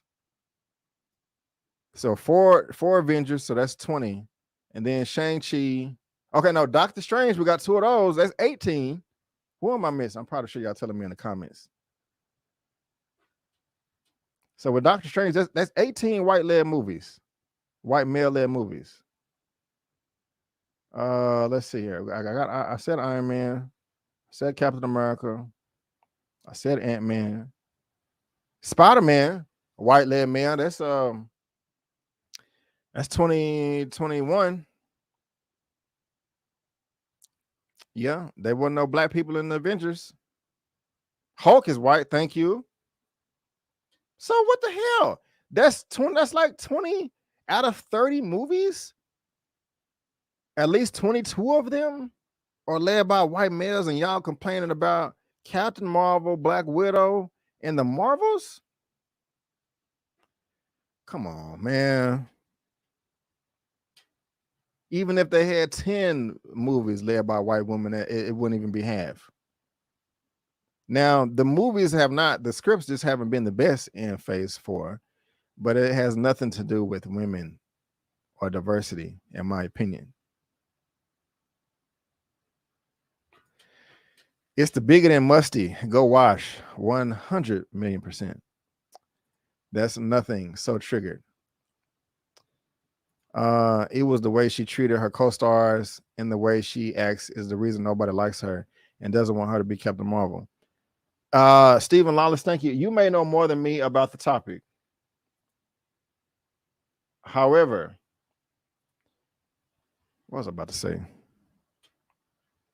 Oh, was she just talking back? Like if people was talking shit about her, so she was talking shit back. That's how I understand it, but I could be wrong. What's up, Sonny Peach? Another moderator in the building. What's going on? But yeah, man, this is nuts. But I may be wrong, Stephen Lawless. Yeah, the issue with the phase is the writing. Because Thor's a white male-led film, and that wasn't the best. So you're right, Brandon. It's the scripts, but racists and misogynists will blame forced diversity, right? And I'm not gonna lie, in entertainment, there is forced diversity. Sometimes they do a horrible job at it, but it's not the case all the time, you know. Trollish behavior, but I'm not feeling this movie yet. MCU has been mid for okay. I ain't mad at that. And it has been mid, but in my opinion, Ron, it's not because of women or diversity, you know. All those so-called haters are gonna go watch it too, right? I'll go see this in the theater. Right. But anyway, y'all, I think we all agree. I mean, phase 4 was mid, but I don't think it's because of diversity. You know, I just think it's because of you know, it won't be one thing if they had diversity, but all the white male-led films were still freaking fantastic, but all the diversity films, where it's brown, black, or Asian people or women-led films were trash, but that's not the case. They just been mid across the board. So that's the article. Most disliked Marvel trailer on YouTube. And again, if you're watching this via live on the replay, there's a link down to this in the description box below for you to read at your own leisure. All right, guys, we have one topic left. And man, I just really cannot wait for an official update so we can put all of this behind us. Because I want it to go away, just like I'm sure all of you do, all the fans. But it's talking about Mr. Jonathan Majors, who was Tik in Lovecraft Country. He was also in Devotion, Last Black Man of San Francisco, and also Kang in the Marvel Cinematic Universe. Of course, you know, a couple of weeks ago, he was arrested for alleged assault, and nobody knows what's going to happen. It looked bad at first. The lawyer said we have evidence. Charges are going to be dropped. They haven't been dropped. He has a court date in May. Some people believe this. Some people believe that. But it's all speculation. Nobody with some sense will come to any conclusions at this time. But we do have more speculation. And this is coming from the direct.com. Jonathan Majors' potential Kang replacement, new rumor points to actor type being eyed. Let's get into this. A new report revealed the kind of actor MCU could look for if it had to replace Kang the Conqueror actor Jonathan Majors. And again, this is a rumor. And again, the accusation is alleged. After recently having made his Marvel Studios theatrical debut earlier this year in Ant-Man and the Wasp: Quantumania, Majors, whose multiverse villain is being touted as the next big bad of the franchise, found himself in hot water after being arrested for alleged assault. The actor remains adamant that he's done nothing wrong, but that's not stopped Marvel Studios from discussing potential options on going forward with the actor, something that could eventually result in Kang being fully recast. Now, that's really not news, guys. Of course they're going to talk about it. Why wouldn't they talk about it? If we're talking about it, they're going to be talking about it. So no shout out body be like, oh my God, they're talking about it. Of course they're talking about it. It wouldn't make sense if they weren't.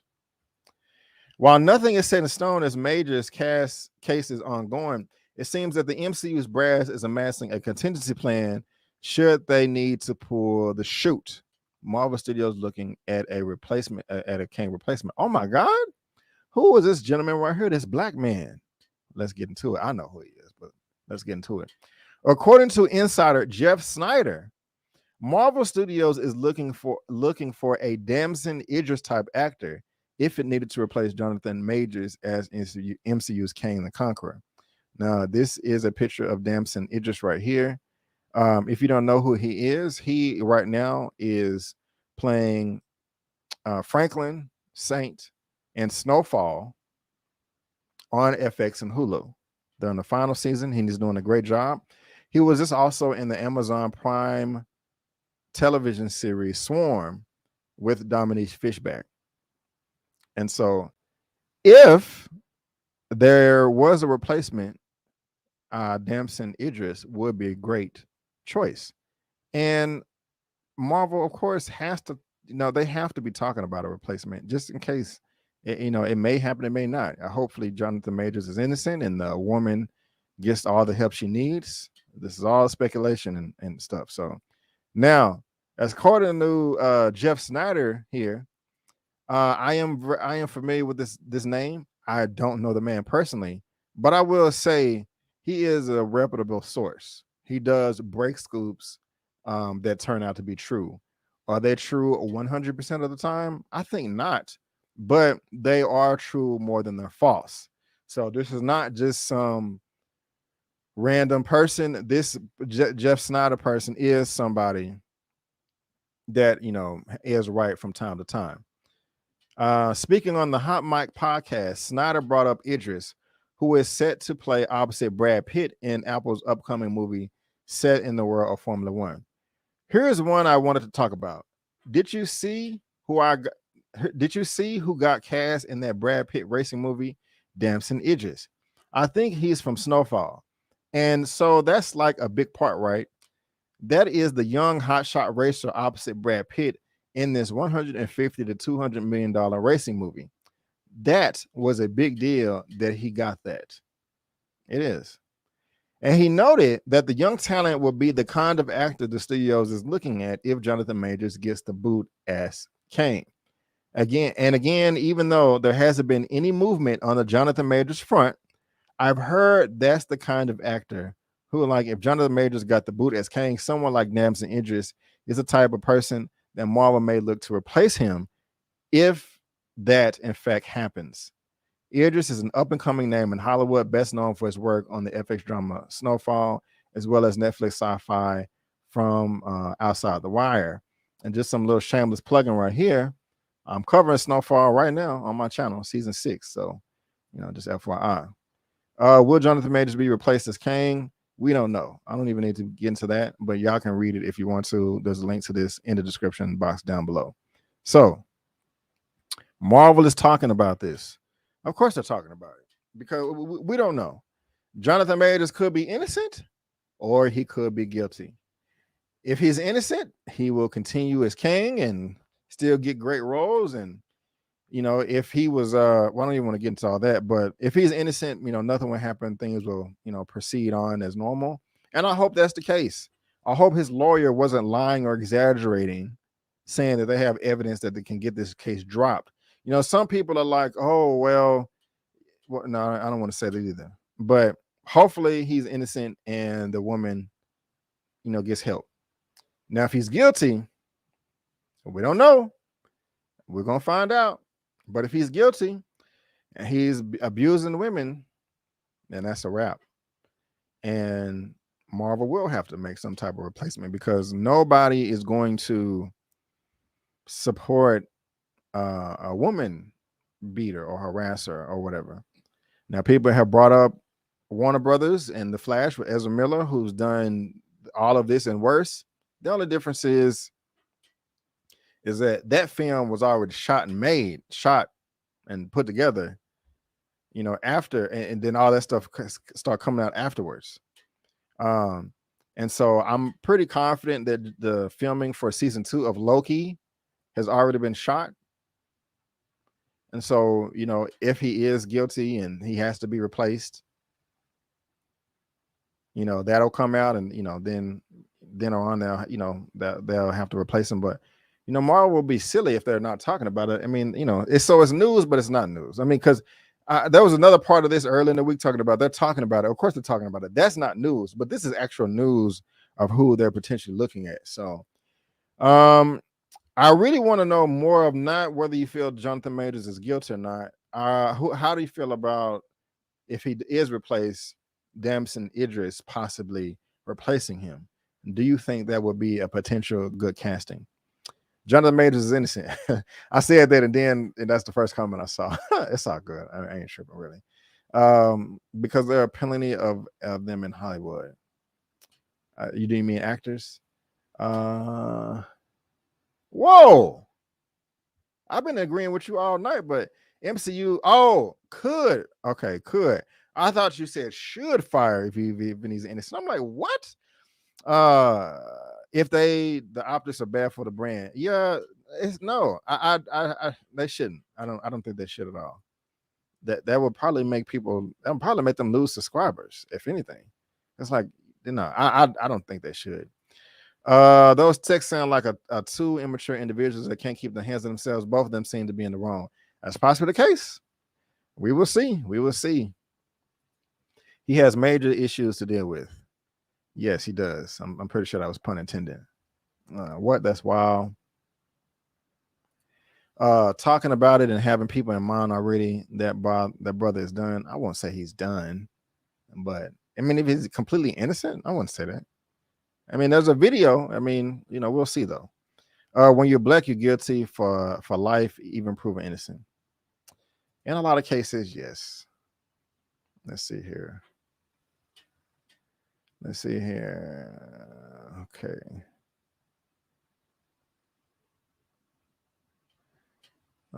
That accusation was enough to end the brother's career. I hope he's innocent. I think it'll hurt it a little bit, but I don't think it'll kill his career. I just don't. That's just me though. Because there's going to be more. For example, in my opinion, I could be wrong. Let's say, for instance, he is innocent, which we hope. I think that'll make even more black people, at least, and I'm not just saying black, but at least I think more black people come out like, damn, he went through this. I'm not into comic book stuff, you know, but I'm gonna go see the movie anyway, just to help him out, just because we don't want to see another brother thrown under the bus. You know what I'm saying? Like, I can't come to the conclusions, but my mom would never go to the theater to see a comic book movie. I mean, she tells me a story once. She don't go to the movies anymore because, well, anyway, she's a moviegoer, and just one day she crossed wires and got the times mixed up and showed up to the wrong theater or the wrong time. She was like, damn, I came out of it. Well, I got to see something. And she was trying to decide on what she was wanting to see. And I think it was around the time Captain America 3 came out. So she was like, oh, Lord, that's the only thing that's going to start in 3 minutes. Well, it can't be that bad. And so she was pacing back and forth like, what do? Do I see Captain America 3 or do I see this? And I'm laughing my butt off when she's telling me the story. She didn't choose Captain America 3, darn it. But my point is, in this situation, with my mom feeling that way about comic book movies, if she sees a black man that's getting railroaded, that's completely innocent, she may pay for a ticket to be like, I'm not into this, but I'm gonna pay for a ticket anyway just to help him out. I think a lot of black people will do that, and also other white people, brown people, Asian people that are down for justice. That's just the way my mind is. That's just the way my mind is going right now. You guys may disagree. Thank you, One Journey. I appreciate it. I saw the Guardians of the Galaxy trailer. So there was some new footage also with Guardians. Well, I'll talk about that in a second. Majors might not mentally recover if he gets the boot, throwing your biggest role ever in the biggest role in the cinema period. The villain of the MCU Hollywood stars will kill for this role. Right. Dude is not a great actor outside of Franklin. Oh, okay. That's okay. Shamik Moore is too young. Hopefully Disney learned from the Johnny Depp stuff and let it play out. Yep. I saw The Wire was one of the worst acting movies I've ever seen. Wow. It was decent though. It hurts to even be having this conversation. Jonathan Majors is amazing, but dude from Snowfall is good. But well, hope everything gets situated. I do too. Thank you guys for letting me know what you think. Yeah, I'm not mad at you, Mara. I'm not mad at you. And thank you guys. We got 200. We actually have 212. I think we got up to 222. So that's amazing. Thank you. Matter of fact, I gotta play a little something just for that. You know what I'm saying? So I appreciate all y'all coming through, kicking it with your boy this Sunday. Well, what can I do to get this going?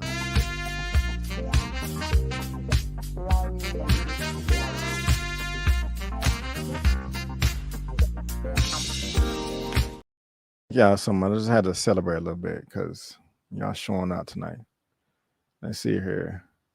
All you gotta do is get accused and gets fired, right? Yeah, man. It's yeah, we're just gonna have to see. That Damson dude is a no-go for me. If he's the replacement, I'll pass. They need someone really versatile to play Kang. Outside of Snowfall, Damson used the same accent that would suck. Yeah. Damson is a good choice. If Majors is innocent, the red pill community finna eat. Thank you, JoJo. Brandon would be the new Kang, y'all. Already, I love it, JoJo. I love it. Thank you so much for the super chat. The damage to Major's career has already been done. Yeah. While they're waiting to release the video. Yeah, man. I want to know. Somebody leak it. What's up, Antoine Films? You know, I let you right on time. Don't forget, 222. I love it. Thank you. Brandon is too cool to be Kang. Y'all silly. He's probably playing villains and making better villain. I'm sorry, Kang is Jonathan Majors. I can't see another person as Kang. Yeah, I don't want to recast myself. I feel like his career is not going to be the same after this. Even Johnny Depp couldn't get a job after the accusation. I mean, I don't know. That's Johnny Depp, but his haters couldn't wait for this one slip up for Johnny to make. Yep, that's definitely true right there. Marvel is going to play it cool and learn from what Disney did with Johnny Depp. I hope so, Miss T. Innocent until proven guilty. What's up? I'm in wait mode with Majors, right? Oh yeah, I got you, Joe. Joe, the super chat. Let's see here. Yeah. Make sure I got you. Yeah, I got you. Okay. Yep, I got the super chat. I got it. Dance. Yes. Okay, yeah, I got it. Sorry about that. But y'all, yeah, man. So here you go. Oh, got another one. Let's see here. What a money reside. Okay, I'll tell you before you. You heard, thank you, JoJo 49 Super Set. You heard Eddie Murphy may be playing Jesus in the Passion of the Christ Part 2. He's supposed to have braids or dreads. Is that a joke, bro? Are you silly? I did not hear that one. I don't know how. Wow, you silly. You are silly. It's not April Fool's, but oh my God. Thank you for the super chat.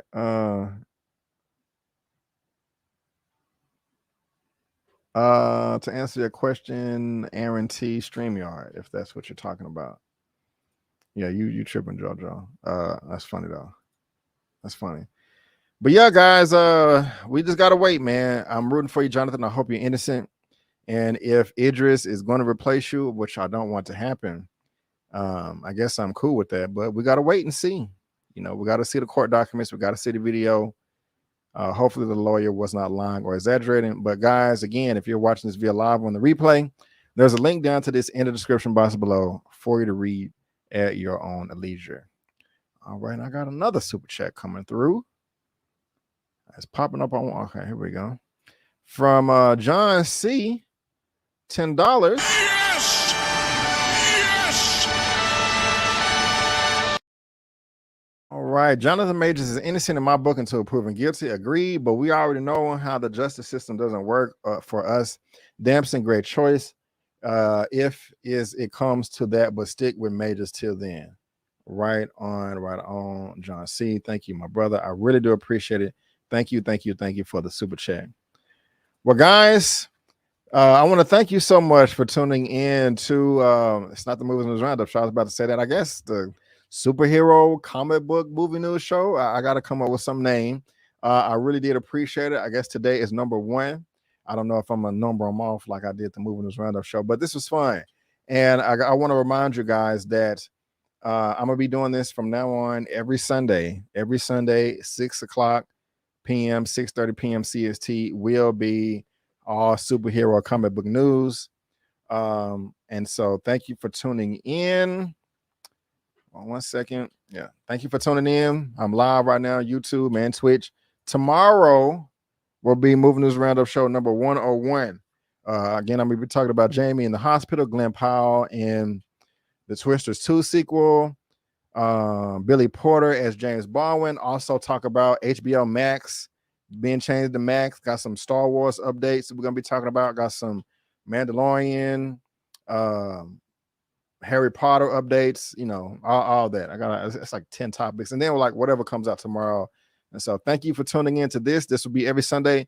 Tomorrow, 6 p.m. will be the Movie News Roundup show, and then show 103 will be on Thursday, next Thursday. So you're gonna get a Movie News Roundup show tomorrow, and then the next one will be Thursday, and then the following Sunday after that will be another comic book superhero show.